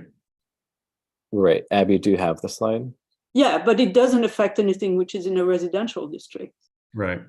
And what I'm saying is that I know we have a number of parkings, especially in Manhattan, which happen to be in residential districts. Oh, but Christine, Jessica, may I speak? If you don't Right, mind, Christine, the zoning resolution basically takes away the sort of barrier from being able to provide EV charging stations in parking garages across New York City. It's not mandating it. So your question is absolutely valid. But zoning, I mean, this text amendment is not mandating anything. It's going to be for other agencies like DOT to. I'm not talking about mandating. We already talked about that. I'm just telling you that the text amendment does not allow for public parking lot, which happen to be in a residential district, to have chargers charging. I think I understand your concern in looking at this chart because you see NA down the row under public lots, under our districts. I think that NA is there because public lots and garages are not an allowed use, an as of right use in our districts, except through things like special permits or BSA variances or things like that. So, you know, I think your question gets at, what about existing parking lots, commercial parking lots in our districts? And I don't think this chart necessarily speaks to that, but I imagine we could get you, you know, an answer. What about existing lots, even if they're under the current zoning, non-conforming or non-compliant? Right. But can I just, but actually for just a second, sorry, Chrissy, can you just, to the extent this is an anomaly of sorts, can you rephrase it at what your recommendation is, which is that commercial lots in these residential neighborhoods should be allowed to have up to 100%? Is that the request? Yes. Okay. I started with a question before recommendation, right? I just wanted to be clear before we come back and make a recommendation. Christine, if we have a huge parking, you know, especially in Hudson Yard side, we should be able to take 100% of those and make them occupied by car share, by car rental, by public EV, by commercial storage, etc. Right? Christine, I'm thinking the way to do it is they could put as the referral date any parking that is covered by a BSA permit. Yes. Because that would take the whole universe at once. Yes. Yes. Right? Yeah, I agree. I don't know whether in Chelsea there are some which are not covered by BSA. I mean, I don't know the scope of that, right? So that would be definitely a good thing to do and allow them to be used 100%, because, you know, we use this is so. And then my next question was about new special parking permits. Are you going to put a requirement that they do some EV charging there? And I think that would be a good thing. If you agree to a new parking permit, they should have some requirements, right? Again, I don't think this is instituting any new requirement. No, allowance. Well, no. I'm asking requirement because when you do a permit, now you can change the terms of the permit, right? And say it has to be conforming with this, conforming with that. I think as a policy, it would be a good idea to have some EV charging as you are creating new parking, which, you know, may not be the best use of the space. So anyway, that's the thought. I have another question, which is the commercial fleet EV charging public parking lot and garage in the other places, you're giving 20% allotment. I don't know why not 100%. That's bizarre, you know. And the thing that generally speaking, I'm concerned about is that you are not requiring the use of level 3 charging. So there is an allowance, but the allowance is not asking them to use. There should be an allowance for level 3 charging. The level 2 charging is really in the parking, not usable. And I'm channeling Leslie here, but you know, when you are going to a parking and you have to put your car for 7 hours in Manhattan and it costs you $15 an hour to charge your car, it just doesn't work. So for Manhattan, there should be a requirement, which goes with all these allowances, that they be used for level 3 charging, not level 2. Otherwise, it's not public. You know, you can say it's public, but it's not really. Nobody can use it. Andy, has there been discussion on that point? On level 2 versus level 3 charging, I'm not sure, but I could ask that of the team. What I'm saying is that if you have level 2, you are effectively not doing public charging, because the pricing totally undermines the concept. So that's something I wanted to bring up and say it should be really there. And so finally, I want to go. This is the fine-grained community stuff that you really need to hear. That'll make it right. work. Right. It just doesn't work, right? It says, oh, it's public parking or public charging, but it's not. And then finally, going back to the solar issue, I wanted to open that to our team here, is that there is a proposal that every parking, most of the parking are allowed to put an awning, a solar awning and canopies as permitted obstruction. And I'm very concerned that all these parking lot, this huge parking lot, are really perfect location to do housing. And by adding arrays of solar, what we're doing is hardening the use as parking and making it even more difficult to convert those spaces to housing. So I just wanted to put it out there. I think it's a concern when there are so many, we need so much housing, you know, how much we do housing versus generating electricity, right? And we need to think, a side effect of that is that it says no trees within 10 feet of the side of the array of solar. That means that, you know, no trees on the sidewalks. 10 feet from the border. If you don't have any, you know, 10 feet is pretty much where you have trees, right? So anyway, I would want to make sure that we still have trees along the sidewalks, even if there is an array of, you know, solar. Where does that live, Christine, in the text? In next to the solar proposal. And it says that if you installed, the text says, add the solar, let me find it for you.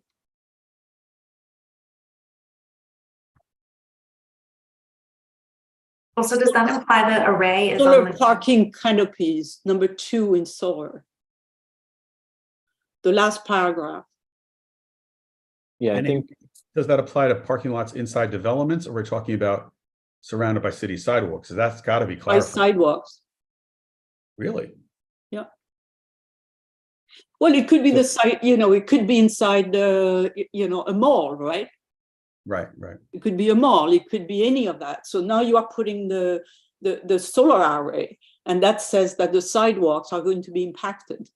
And I think we need to be really watching out for that and making sure that the trees are still planted all along those sidewalks. So maybe the distance is 5 feet, and the array which is along the sidewalk is not as effective as the other arrays, but we continue to maintain a quality of life for people using the sidewalk.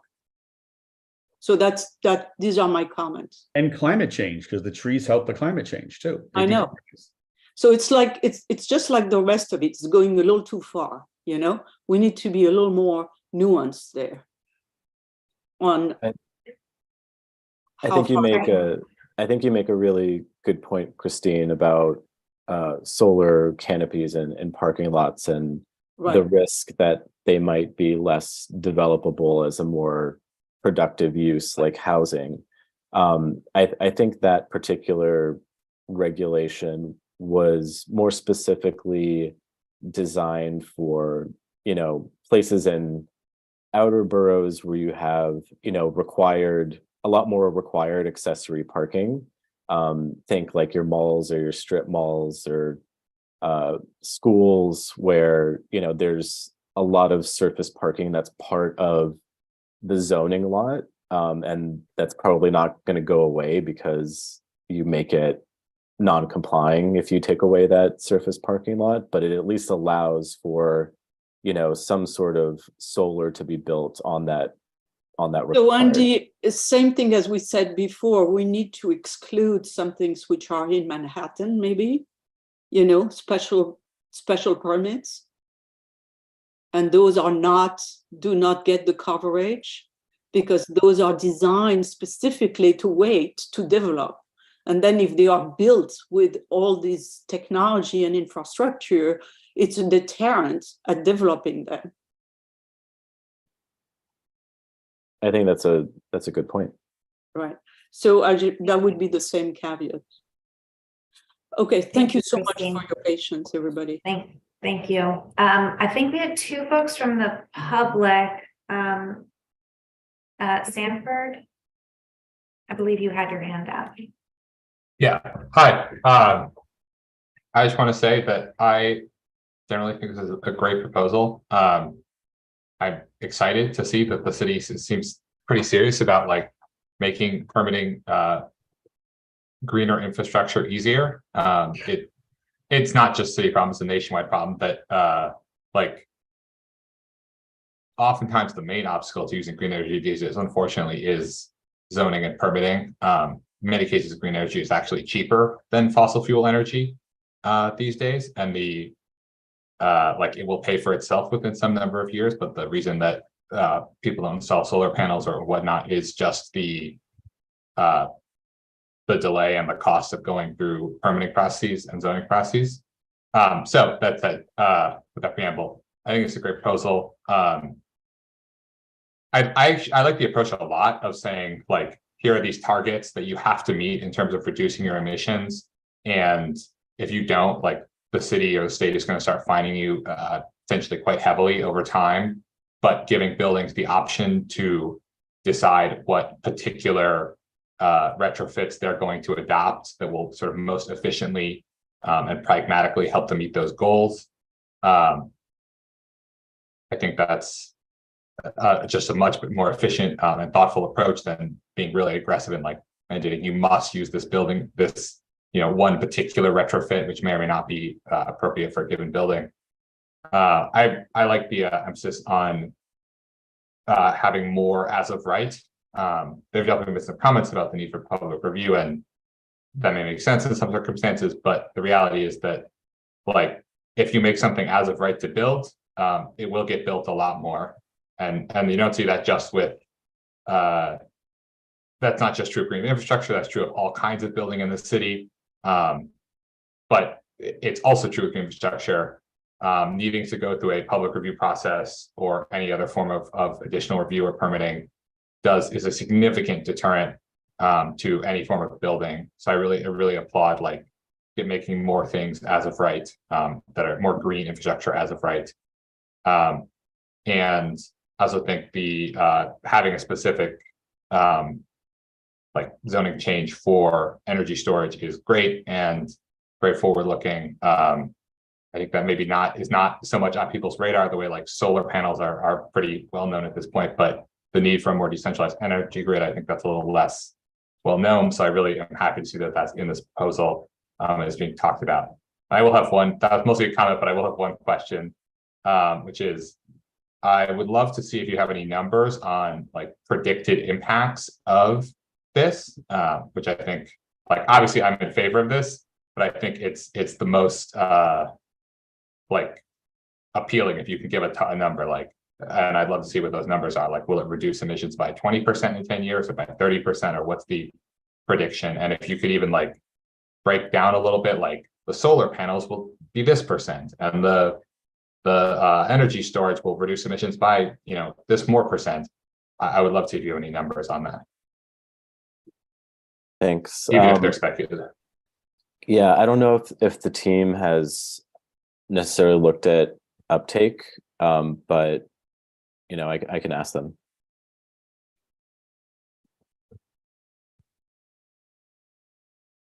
Okay, we will add that to our follow-up list.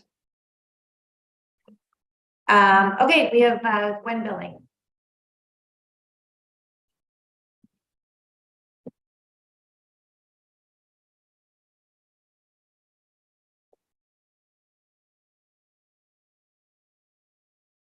Gwen, are you able to come off mute? Sorry, yes, I Okay. can now. Great. Did you have a question or comments? No, I just wanted to comment. By the way, I'll mention that I was here from the beginning. I just couldn't get my picture up.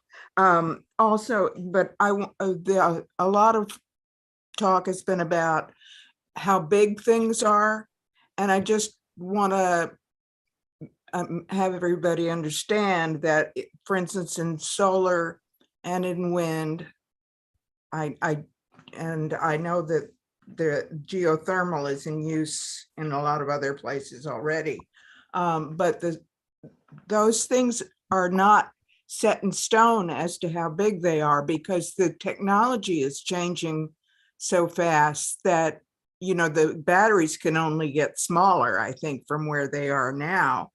But they're just for instance, solar panels 5 years ago, they were not what they are today. They just didn't produce much at all. And so this stuff is really changing fast. That's it. Thank you, Gwen. Okay, well, this is 2 hours of robust discussion, clearly a lot here, a lot in the proposal, and so therefore, not surprisingly, a lot from folks throughout the board. I have taken quite detailed notes, which admittedly are a bit hard to summarize all in one fell swoop, but I will do my best, and certainly people can feel free to add on. But I think what we are hearing is generally in favor of aligning zoning with the use of green energy and an overall effort for decarbonization. And while that may be true, we do feel that this has been painted with too broad a brush, resulting in the potential for a wholesale redesign of our city. We are concerned about the proposed, and this is in no particular order, so bear with me, folks, but concerned about the proposed role of DOB and strongly feel the need for public review, particularly as it relates to special and historic districts, especially in light of the next presentation, which we're going to see, which are proposed rule changes to LPC. There should be a required setback. There was a suggestion of a lower max than 15 feet, perhaps a 9 feet, with additional height considerations in special districts. That mechanical regulations or equipment regulations should be tailored to the building districts. And to just pick up some phrases, this is a bit of a Zagat's approach to summary here, but the perfect shouldn't be the enemy of good. Livability shadows that these applications need nuance and consideration, in particular regarding rooftops versus mid buildings in older buildings that might not be able to sustain large installations, et cetera. That we want to avoid scaffolding for years, particularly as it relates to the recladding of buildings. We'd like to encourage the use of materials that are more carbon neutral and continue to explore how there can be more teeth in this. I think while we heard, some desire for more of a scaffold here, nonetheless, these are not mandates, they are suggestions. So how can we, particularly in areas where there can be encouragement of adoption and the reducing barriers to implementation, how those can be pursued. There were the comments about the exploration of geothermal, which I think we can work into some letter, but acknowledging that, again, these are, it doesn't exclude the use of geothermal. So as Andy shared, there was Christine's suggestion about commercial garages and residential districts should be allowed to be at 100% for EV cost sharing, storage, bike storage, et cetera. and that new special parking permits should require EV parking. And while that may not be relevant to this text amendment, we probably want to elevate it as an issue for further follow-up. Let's see what else here. I think there's also some important information about locking in uses. There was the comment about parking, you know, if you put a solar array, then is that forever parking? And how we bring visibility to the issue that we don't want to disincentivize other potential use for various spaces. And that we don't want solar to conflict with tree pits on sidewalks. There were requests for more information on a number of topics, but just to hit a few briefly, certainly getting more clarity on information regarding the FAR exemption for the ESS, which is the storage. The last question of getting back to us on outcomes per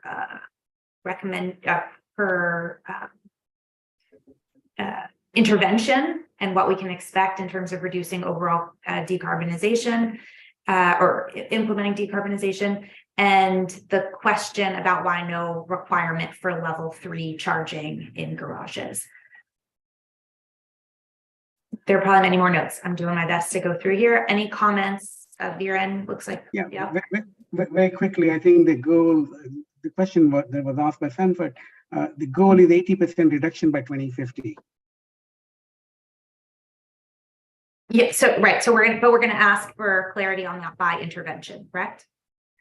No. Yeah, he was asking what was the percentage reduction goal, and that goal is set to be 80% by 20. Oh, 80%, right? That's 80 by 50, right? Yes. Yeah. Sorry, thank you if I missed that. Thank you. Okay, Marty, and then we'll go to Joe. Again, this fabulous, Jessica. I couldn't have done that. What a summary. Thank you so much. Two comments. Your first one was that this is a wholesale redesign of the city, and there was some concern about that. I wanted to comment that yes, solar and changing the city from what it is to electric is in fact a wholesale redesign of the city, and in some ways I embrace that. It is a necessary one. It is it is absolutely required for global climate change, and that's what this is all about. Waterfront and Parks has been, the committee members have been arguing for a lot of this stuff, as was noted in the note that was read.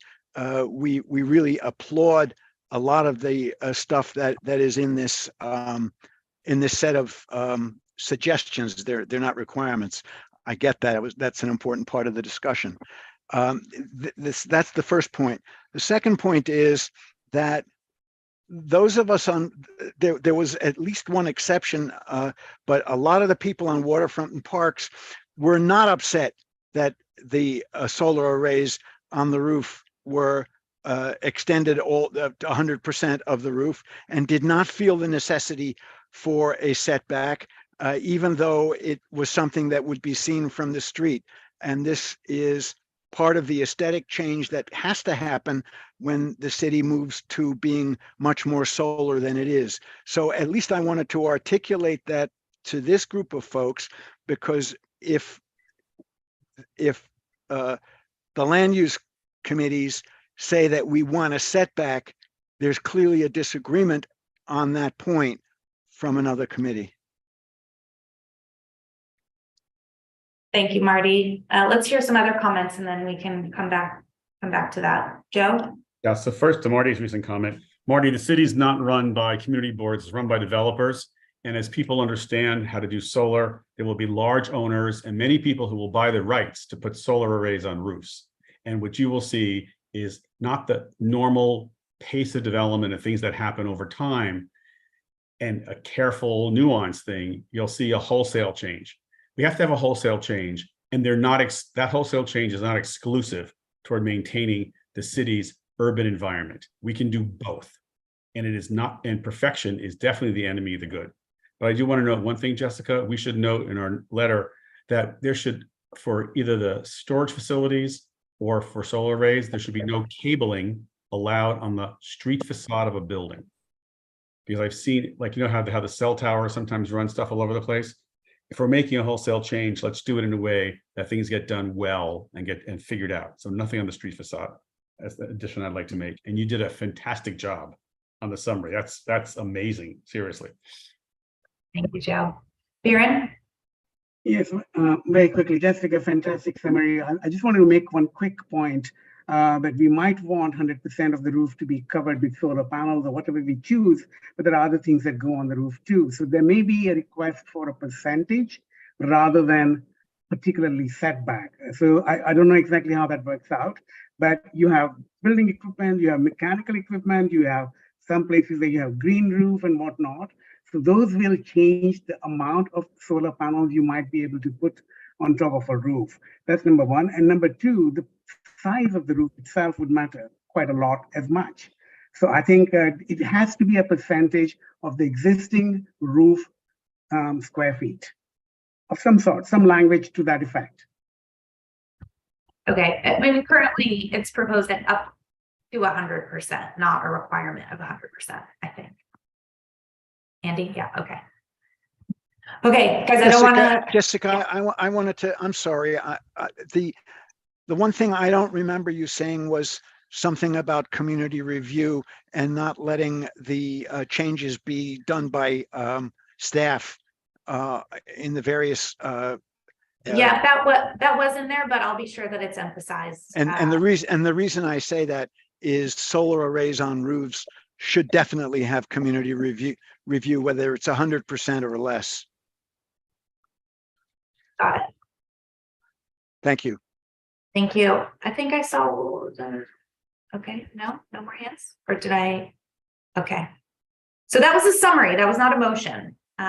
So I want to put that out there. There is clearly a lot here, and I suspect this will be a bit iterative just in terms of letter writing, in reflection of the fact that, as we mentioned, transportation is still going to be discussing this. Likely exec will have some thoughts. So I would be happy to entertain a motion. I move that we develop an outline from your summary and start to circulate that among all the committee members to really get this going as an actual letter. So it's going to take a moment, I think. And when is our ULERP period done, Jessica? What's the date? Well, it's 60 days from April 24th, I believe. Jesse? I believe it's July 3rd. July 3rd. Oh, good. So we have another cycle of Jessica. Good. Okay. Thanks. Well, I I just want to reiterate that this is going to be borough board, and that is, I believe, June 15th. So I think that if it's not this committee, at some point, I think we need to give our chair some direction as to what we want him to be saying at borough board. So we could adopt the outline in the June meeting and the final thing in July or something, Jesse, to give us some time, right? Well, I mean, just remember, we don't have our July full board is, at the end. So if you're not voting this out in June's full board, I mean, we can send it, it'll, we want to say it's due to the timing.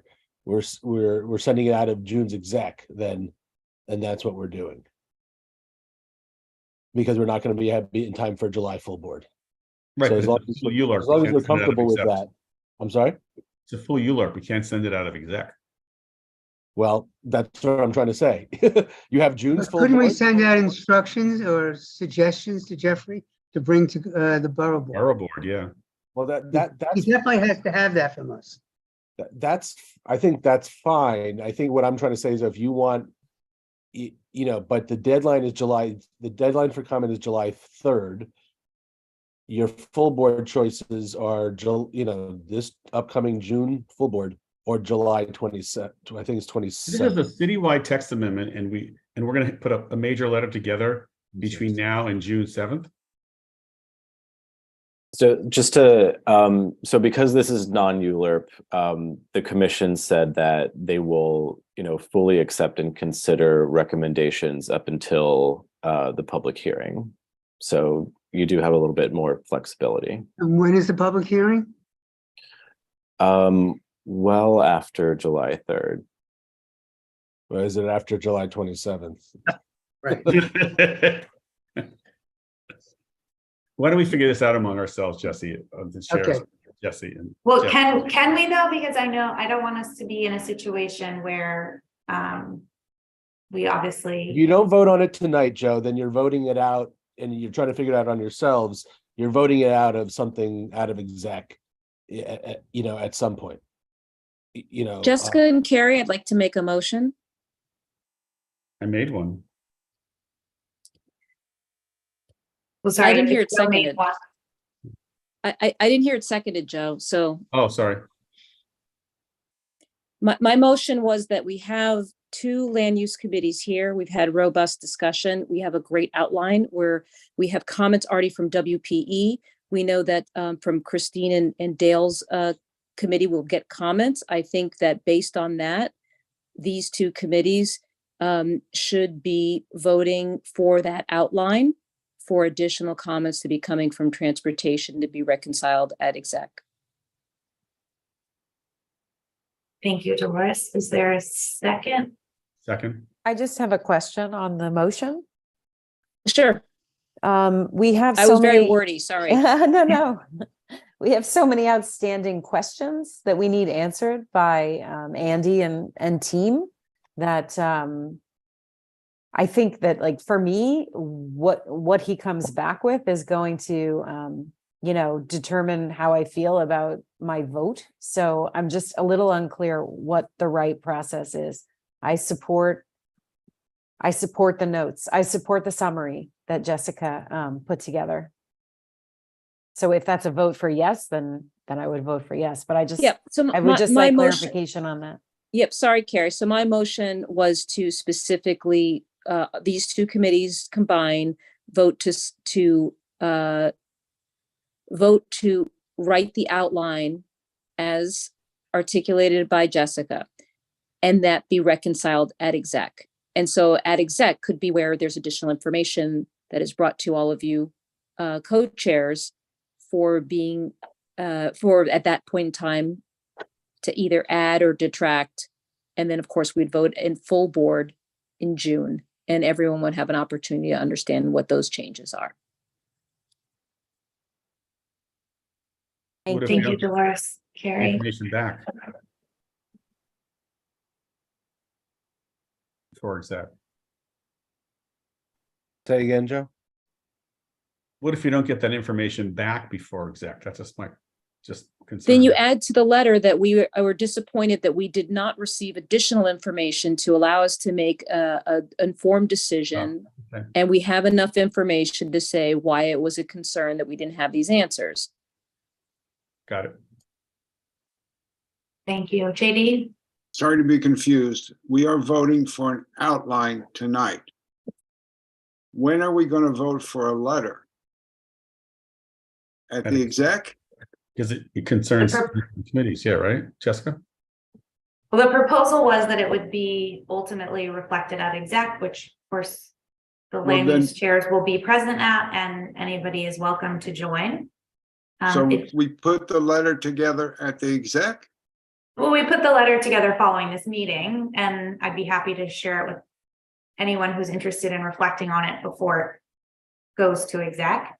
But voting, I mean, it's not so dissimilar than what we do typically have at a meeting, which is that we don't have a letter that we're looking at in front of us and we're voting on. We're voting on the concept of putting out a letter which is written following a meeting. And in this case, we actually just have an intended next step, which is that there will be discussion at exec specifically on this topic. Gotcha, Jessica. A lot of work. So we're voting on an outline, then the chairs are going to put together a letter from that outline. That's you, JD. I'm on mute. Put me on mute. So we put together a letter from the outline, and that's presented at the exec, which is next week. Jesse, yeah, that's pretty quick. Yeah, how the hell are we doing this in a week? Seriously? I mean, I'm trying to inject some sort of like reality into this. This is a complex thing in front of us. They're not going to get back to us in this time, even as good as Andy's intentions are. We're going to have more information, and maybe Jesse, can we bring something to the full board in a modified outline thing and then have it give instructions to further modify at an exec meeting or something before the July? Because I mean, really, timing is not going to work for us here. So, I mean, you have to have you can do, first of all, I don't think you need a letter by, I mean, I think you can have we brought detailed outlines to exec before. Yeah. So you can do a detailed outline to exec.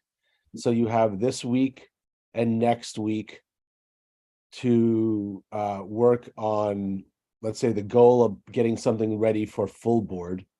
And so you could do that. And, with the idea though, that everybody's comfortable at full board voting on, on June 7th, right? On June 7th. Yeah. On June 7th, voting out a general the recommendation of whether it be favorable with conditions or something like that. And noting that we're still waiting on, we'll probably still be waiting for answers from DCP on some of these points, but I think we do have a number of points that we're pretty confident on that we'll be listing as issues. So, I mean, but if the full board could give the exec then the charge to clarify certain things we need information about, it'll enable us to further modify the letter after June 7th because of the DCP back and forth. That's my real thought about this. Yeah, I mean, I can't speak for the full board and how they would No, feel. I think it has to be presented to the full board in that way. Right. That this is maybe there's a more section than or a two or draft. three. Right. It's a tentative letter. We're still missing information. We want to get a response from DCP and stuff. And so this is basically what we believe. And we also have to give Jeffrey direction because he has a borough board meeting.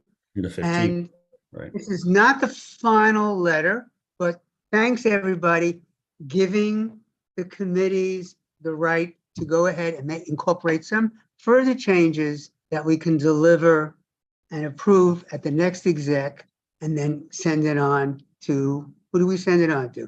DCP, wherever we send it on to. Yeah. But we have to be clear when we present it to the full board that this is the process. Like get it as much as approved to the full board, but no, there might be like 2 or 3 items or sections that the June exec would have to sign on. And I think if it's and then ratified list, in July. And I did have a motion which was seconded and we haven't voted yet. Well, this is, the last resolution was very good, but we had to expand on it. I was just as confused as JD, but I think we've gotten some clarity here of what we're really voting on. Thank you. Thank you, Jessica, for all Thank you that all. We're going to have to go back to the summarizing. tape on this for sure. There's so much here. But we do have a motion and I'm told it was seconded. I seconded it, yeah. You seconded it. So we'll do a vote all in favor.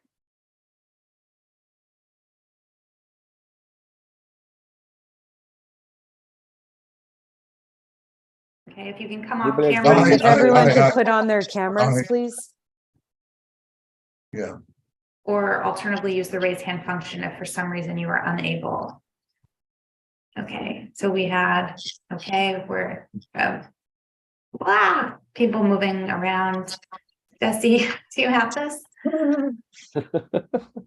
I think we have a majority here. Let's move on to the next and we can go backwards. All those opposed? Hold on 1 second. Let's just get everybody's hand lowered. Yeah, get your hands down, please.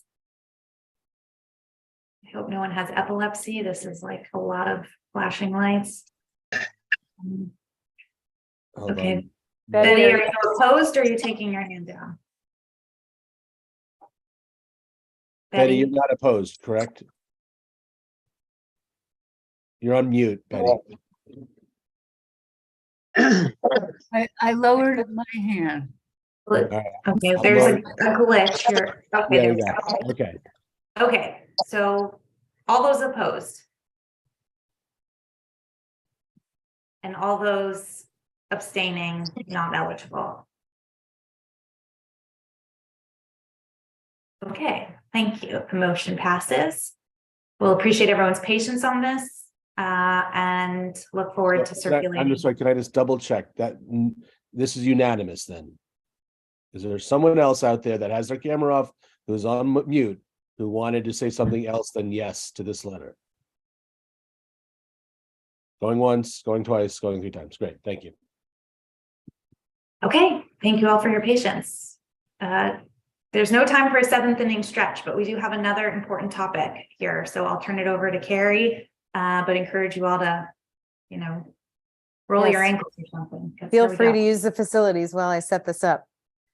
Thank you, Andrew, and thank you, Abigail. Thank you. Yes, thank you. Thanks, everyone. Thank you. And if you so have much. any additional questions in the meantime, please forward them to Jesse and we'll answer them. I hate to ask this, but expediency would really be appreciated in getting some of these responses. Thank you. Absolutely. Thank you. Thank you both. Thank you. Okay, agenda item number 2 is a discussion, possible vote on LPC proposed miscellaneous rules amendments. This is a proposal to initiate rulemaking under the City Administrative Procedures Act. These include proposed amendments to chapters 2, 5, 7, 12 of Title 63 of the Rules of New York City, consisting of amendments to existing rules concerning storefronts, signage, sidewalks, HVAC, and solar panels, plus ESS, expedited certificates of no effect, master plans and district master plans, the Historic Preservation Grant Program, and a new proposed Chapter 14 concerning public petition for rulemaking. Easy reads. At the April 18th meeting of LPC, the commission voted to calendar a vote on the rule changes for May 23rd, which is another very, quick turnaround. If approved, they will be in effect 30 days after publication. And just to note that April's CHKLU meeting, which was actually a working group meeting, was April 17th. This meeting came up on April 18th, and we only found out about it a few hours before it took place. So if we choose to write a letter on any of these changes, it will need to be submitted to LPC so that we may testify on record before it goes to full board. What do the changes mean, Carrie? I'm gonna try to do a quick recap, believe it or not. And I want to thank David Holoka in advance, which I will actually give him the floor as soon as I'm done recapping, so that he actually really tried to get in there. But the rules are basically divided into 3 categories: commercial updates, sustainability and climate resiliency updates, and forms of expedited review. So the purpose of the rules per LPC is to help them with expediency and modernization. And I'm just going to top line each chapter, and then we can come back. And I think it would be really, helpful to go chapter by chapter. Some should not be very controversial. One maybe. So I will top line and then go right to David for some additional thoughts. Chapter 2. Change to staff level review of storefronts, awnings, and canopies, painted wall signs, and signage, both interior and exterior. Change to staff level review of sidewalks as it pertains to new and expanded tree pits, bios walls, and planting areas. And change to staff level review of the installation of non-visible and minimally visible HVAC and mechanical equipment, including solar panels and ESS, the storage boxes, which are considered mechanical equipment. It also calls for an expedited review for a certificate of no effect with an owner's written statement replacing a sworn statement for interior work only. So that really doesn't have a huge effect on us, that last bit.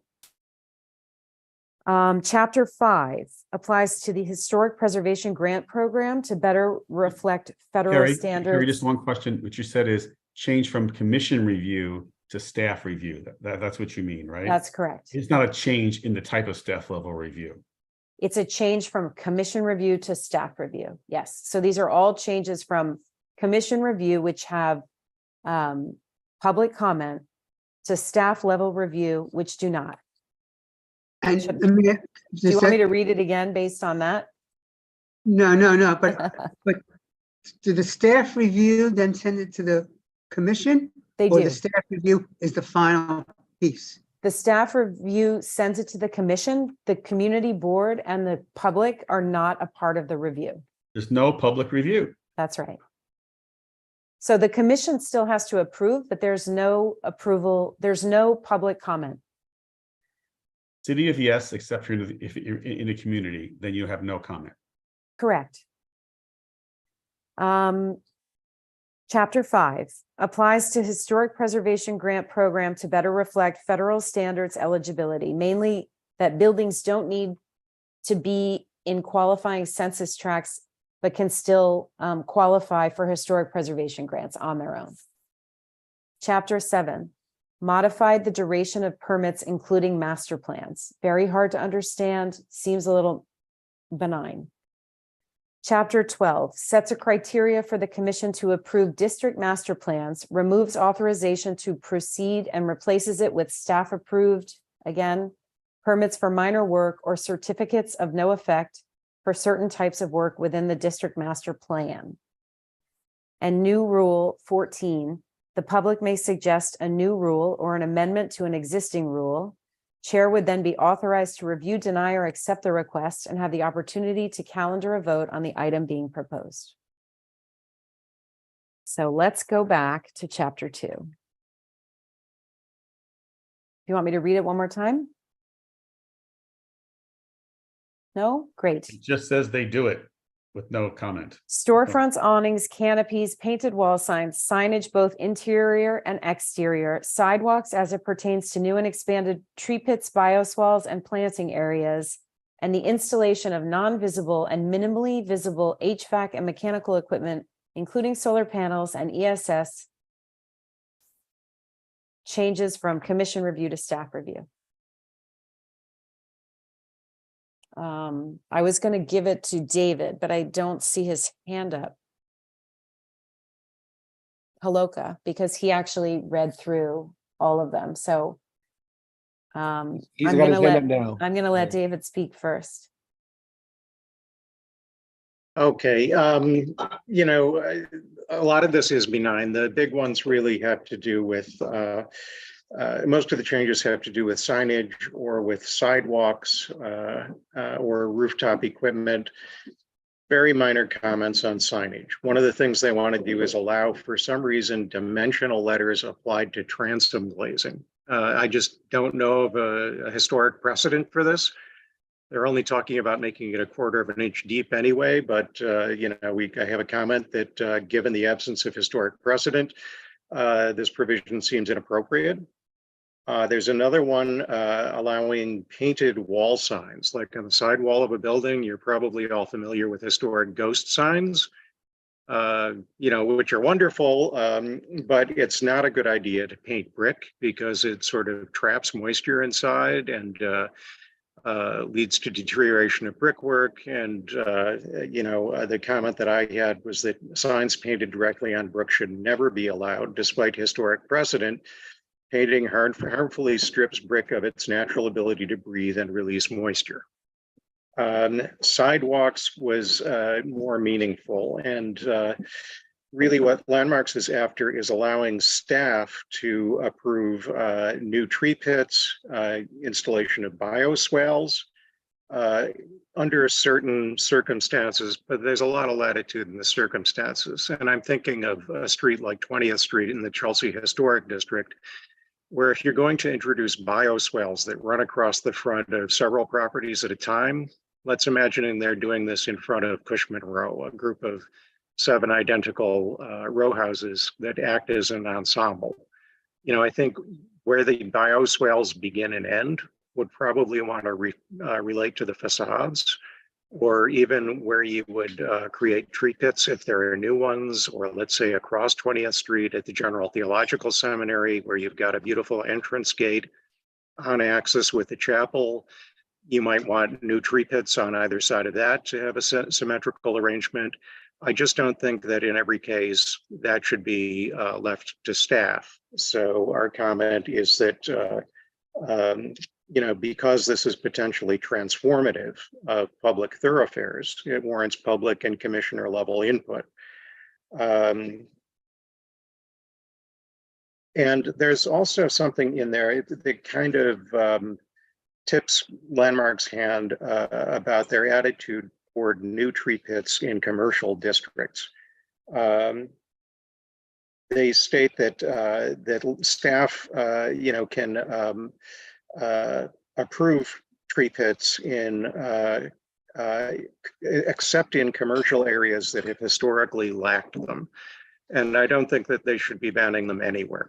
And one of my comments was that the historic character of formerly industrial parts of West Chelsea is not significantly diminished by recently planted trees. They're in fact an important expression of the area's successful adaptive reuse into a vital art gallery district.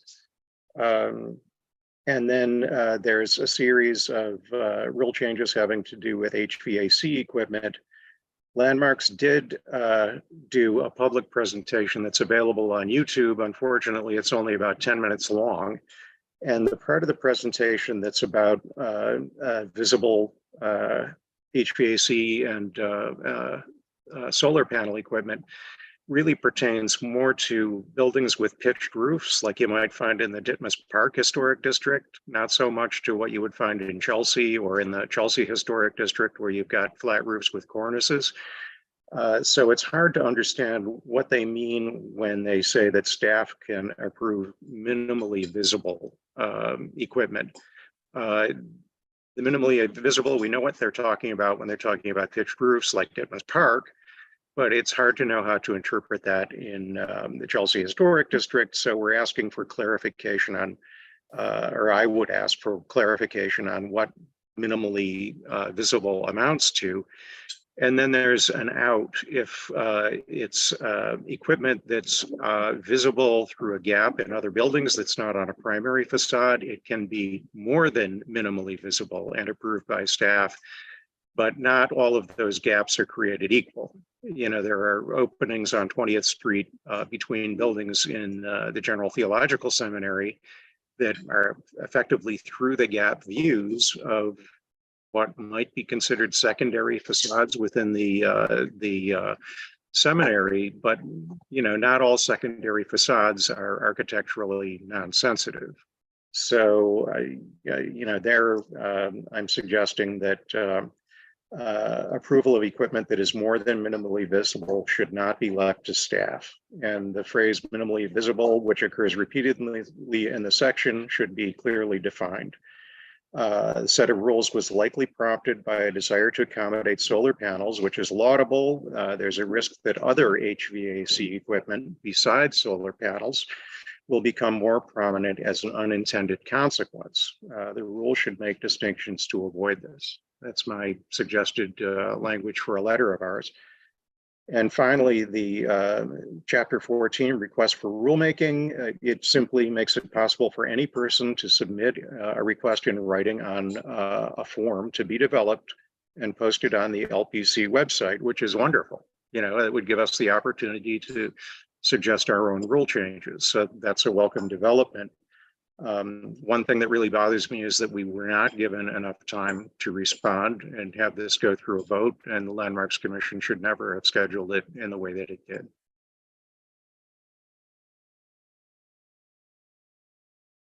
Thank you, Dave. Thank you for all that work too. Bert? Yeah, thank you, David. It gives me something to hang my hat on going forward. I just had one question. When I was in school 50 plus years ago, I knew what a master plan was. What they're talking about? They're referencing here a master plan. What are they referring to? That's, we've had several of those proposed, largely for bigger buildings like in the West Chelsea Historic District. They often have to do with window replacement. So we're not talking about a master plan for a neighborhood. We're talking about a master plan. No, it's not like a new development master plan. It's always building specific. Okay, that gives me the answer. Thank you. Okay. Paul? Yeah. Thanks. I was putting it down on my own before I started to speak. Just as a quick follow-up to that, Bert, one of the master plans you're probably more familiar with, it's Sarah Lehigh building, where it's taking a decade to make changes at the ground level. So that's a good, that's the master plan around the base of that. David, could you help me better understand, and I'm not clear on this, on the trees issues, one of the places that we have had a great deal of impact is on that 6th Avenue building, where they came in with those tree pits on the sidewalk. They weren't aligned with the historic district. And I think because of our objection to it, they kind of put a hold on that. So I was unclear when I was reading through this. Are they saying that that sort of application would go through staff and not come to us? Because if that's the case, I certainly think it's important for us to have a say on something like that. Those were planters, and what they're talking about technically are tree pits. And this is kind of an odd one because I don't remember a case where anyone came before us in the past to the Chelsea Land Use or in the past to the Old Landmarks Committee with a proposal for tree pit locations. So that's probably there's the answer then. I was reading it and thinking planters and not pits. So planters would still have to come before us. Right. And I think that pits should too, if they have been getting approved at staff level. I think because they're part of that whole public realm, and I'm fine with that. Yep. Mm-hmm. That was the confusion. Thanks for clarifying. Appreciate it. And thanks for all your work on this. You're welcome. JD? Yeah, David, thank you. Given our discussion this evening about the solar panels and the storage batteries, was that that's covered, that we still want that to go to have public review? Yes, our comments would be that we want anything that's more than minimally visible to have public review, and to ask landmarks for a better definition of what minimally visible, which staff would be able to approve, would be. Right. Thanks. So for me, the confusion is between the two proposals, where we have an as of right proposal from City of Yes, who says it's up to landmarks, who then is going to turn these over to staff approval. I think you've called it exactly right, Carrie. What it is, that's my worry. What it is eliminate public review and say agencies are going to, DOB is going to enforce this, landmark staff's going to enforce this, and the public part of the discussion goes away. I think we should actually say that just bluntly like this, because it feels really kind of creepy in the name of efficiency or decarbonization. Let's not make the messy public where actually the sausage is made and are figured out as part of the discussion. I would agree with Joe. Whatever a letter we come out with needs to, besides going to the specific points, has to have that overview and say what this effectively does is eliminate public discussion, and we're against that.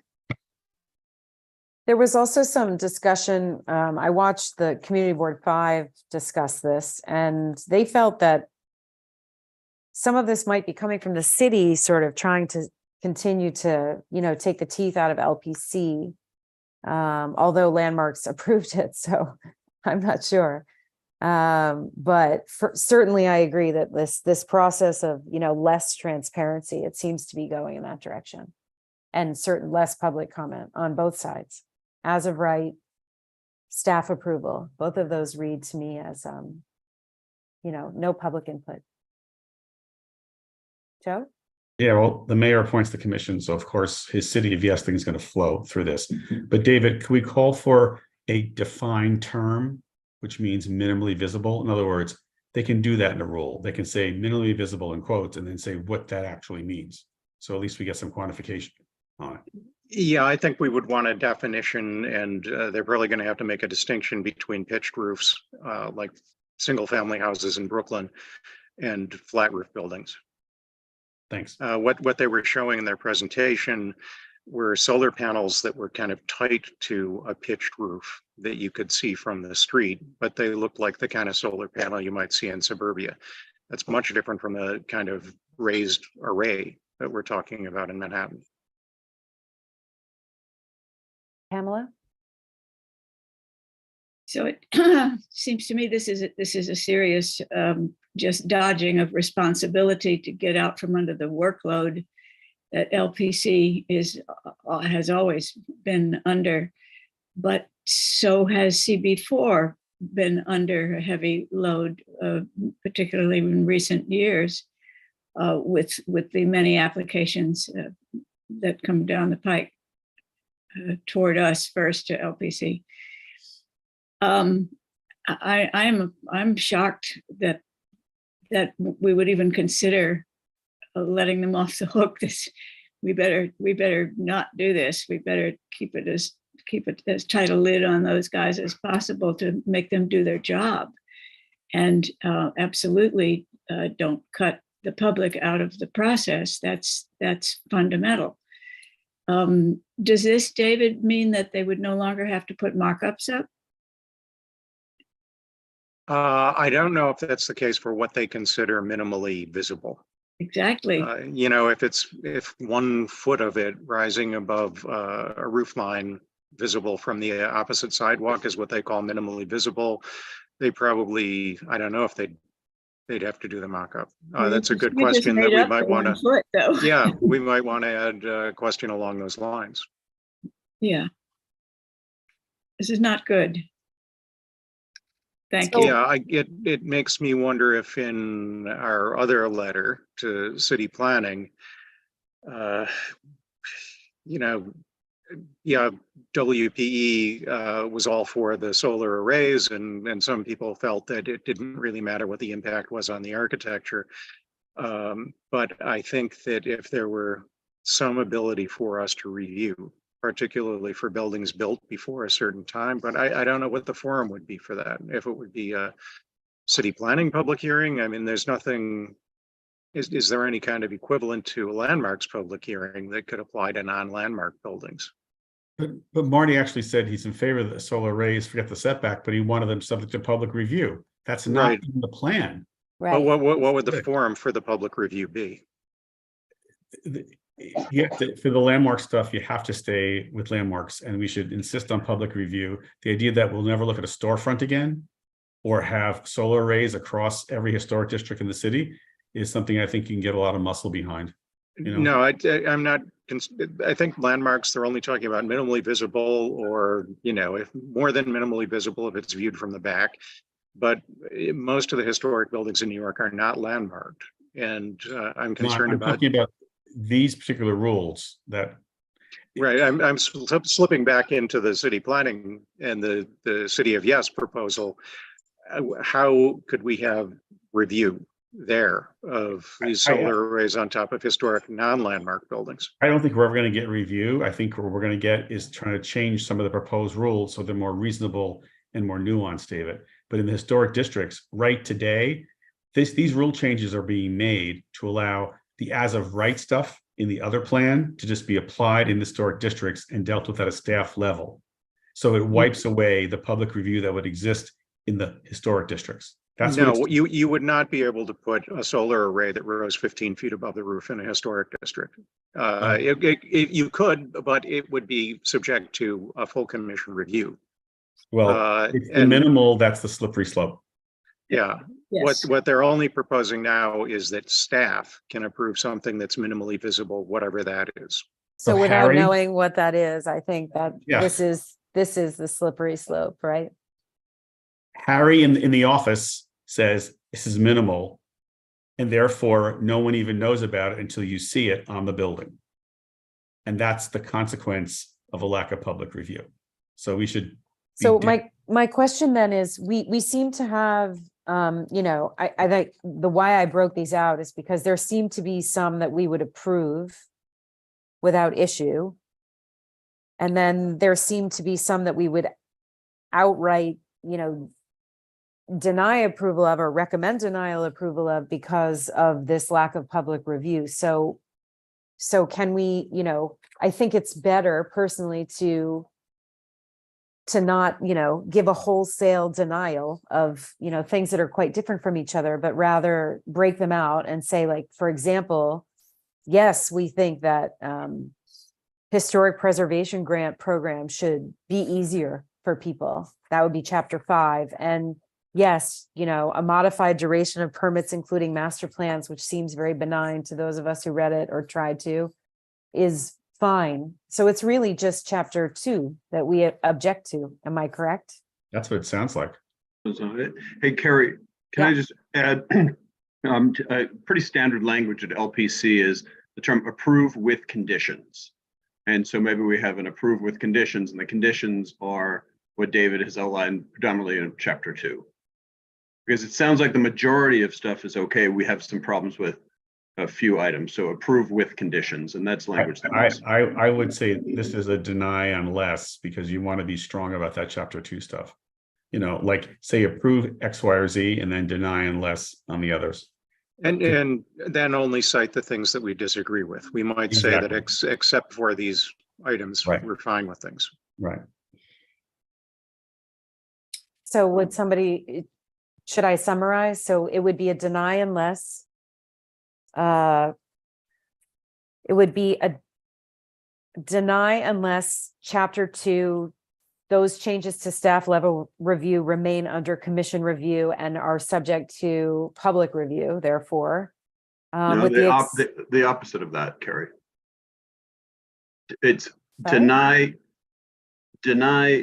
chapter 2 and approve all the rest. You're phrasing it deny unless chapter 2 is changed. It's approve unless chapter 2 is changed. I have to tell you, that's not the political signal you want to send, Paul. No, I understand, but the phrasing that Carrie's using is inverted. That's all. No. Okay, maybe somebody else can. Joe, go ahead. You think you seem to have the solution. Go ahead, Joe. No, I would just propose in a lot of our board stuff, we say we would deny unless, and so therefore we would go through and say A, B, and C that we agree with, and then chapter 2 we cannot support, deny unless these things happen, and then it reverts to a public review and full commission approval. Just from a political signal, Paul, when you say approve, it means you're kind of okay with it. I've given up on the approve. Listen, LPC's language is approve with conditions. That's the language they're used to seeing, and that's how they operate. I understand. I'm not talking about LPC. I'm fine if the board takes its standard language of deny unless, but the way that Carrie just started to say deny unless chapter 2 is changed, it's just, you're not denying all the other stuff. You're approving all the other stuff. Denying chapter 2 is what you're denying. Yeah, that's what I was going to get there, but we have to nuance it. Yeah, I was going to get there, but that's okay. I'd be happy if somebody else would like to summarize. Well, just to, this is the kind of language we use if someone comes before us with a proposal within a historic district. We advise the Landmarks Commission to deny it unless, or to approve it with these stipulations.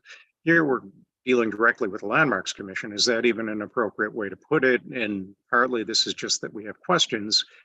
And unfortunately, they're not going to have time to answer the questions, such as what does minimally visible mean in time for their vote. So I don't know where to take it from there.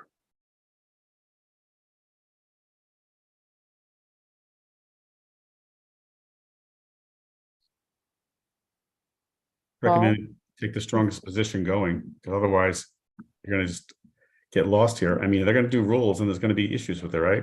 I think Joe laid out, I think between Carrie and Joe, you laid out a good outline for the letter.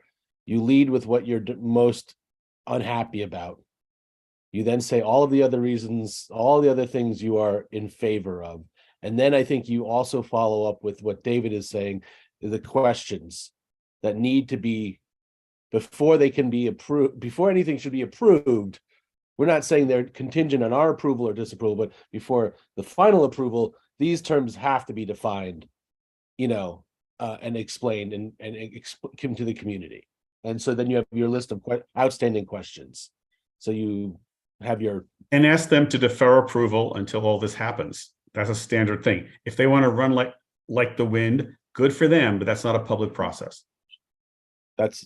I would lead with those two things. I would lead with the main item that you guys are disagreeing with, and then the request / demand that they delay the final vote until, answer the questions. Yeah. And that's the first item. The rush to come to a conclusion should be the first line. Yes, I think we should add the process problem. Yes. Yeah, definitely. And I also think we should have a statement in there, as I said before, about that effectively this is eliminating public discussion and public input. And we think that's very important to have. Brad? Which yeah. Oh, sorry, Bert. No, I said any particular, it's overall about the process. Yes. Brad? Where's our elected officials on this? Have they weighed in? Obviously, this happened in the last few days. I'm just curious on their positions and their thoughts. We've not heard anything on this. It happened very fast and without a lot of, public participation. There were no elected officials at the meeting. But on the other hand, I mean, in fairness to them, we all found out about it an hour before, so. That's the point, isn't it? No public participation, Yeah. even us. Right.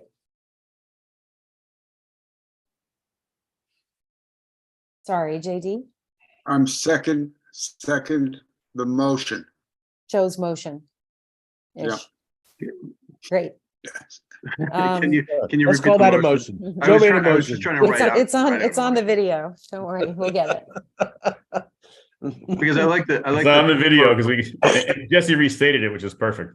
Yeah. I like the idea of the defer approval unless chapter 2 issues are addressed and unanswered questions are resolved. Because the concern is that we're moving all these issues to staff level, but it's resulting in the elimination of public input on some highly critical components for our district. I just want to be really careful that I understand this though, because we are saying deny unless, and then defer on the questions that David brought up. So it's two separate things.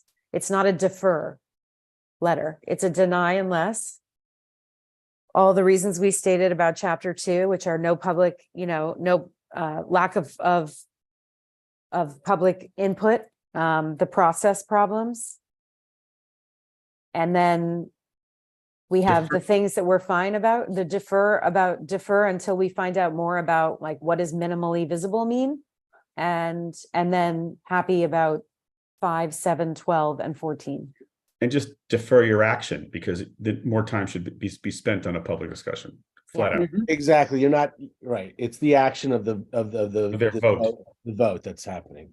Yeah. But is the deny or approve language even appropriate, given that this isn't a proposal for, work within a landmarks district? Could it just be a letter saying these are proposed rules, and the rules are looked at publicly, and we can comment on whether the rules should be adopted or not, or modified. That's standard rulemaking that happens in every agency. right? So we could say these are rules that we don't agree with, and these are open questions that we have that need to be answered before you proceed with. I'm shocked at your level of politeness on this issue. It's a clear play to remove public review and done in a very speedy fashion so no one notices. Let's just call it what it is. And that can be on the YouTube video, but I think we should write it a deny unless to be very serious about it. Brad, did you have another question? Brad, your hand is still up. Okay. Anybody from the community, Jesse? Not that I see. I think also we should CC the letter certainly to Eric and other selected municipal officials. We can do that. I would love to hear what Gail Bloom would have to say about this.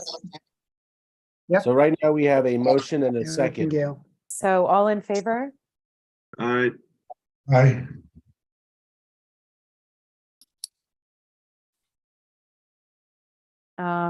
If you could put your hands down. Thank you. Is anyone opposed? Great. We have a couple comments for Chelsea land use. Everybody's welcome to stay, or we can thank our colleagues and let everybody go. Can we make a motion to close the joint committee? Can we make a motion to close the joint committee? I make a motion to allow the Chelsea, I forget what neighborhood, Clinton Hell's Use folk, I guess I'm Clinton Hell's tired. Kitchen. Hell's Kitchen folks to go home. That's my motion. I second it. Goodbye, Have a Hell's good Kitchen. night. Thank you. Thank Thanks, guys. We just wanted to give one quick update on former colored school number 4. On May 25th, LPC is going to be voting on whether to landmark that building, which is really great. And we got a note from OMB allocating over $700,000 for a design phase of the rehabilitation of former colored school number 4. So just thought we could end on a happy note. It is a happy note. Okay. Sorry, now the family has arrived. Terry, any chance we could take up Bayview just for a minute? Yeah, but I don't think we're going to do a vote tonight, Dave. I think everybody's really done. It's 9:30, but we will definitely bring it back next month. Yeah, I only worry that the RFP would be issued before we are able to take it up. And we got a response letter from ESD to the letter that we sent them asking that the terracotta at Bayview be restored before it goes out to the RFP. That it isn't left to the RFP respondent, but that ESD handles it now, and that they replace the terracotta in kind. And they wrote back again saying that it was removed on an emergency basis, which kind of makes me regret our taking at the last minute our statement out saying that we didn't buy that. But that's water under the bridge. It looks, they also said they were going to leave the terracotta restoration to the RFP respondent. And they didn't say anything about committing to replacing the terracotta in kind. So what I would now want to do, if we accept that, is to ask them to include in the RFP a provision that any terracotta replacement will be with terracotta, not with cast stone or another material, so that that's at least in the RFP before it goes out. Because otherwise, I'm afraid down the road, the State Historic Preservation Office is going to be overruled, and the RFP respondent's going to replace the terracotta with cast stone, and it's going to look like it's not going to look very good after a short time.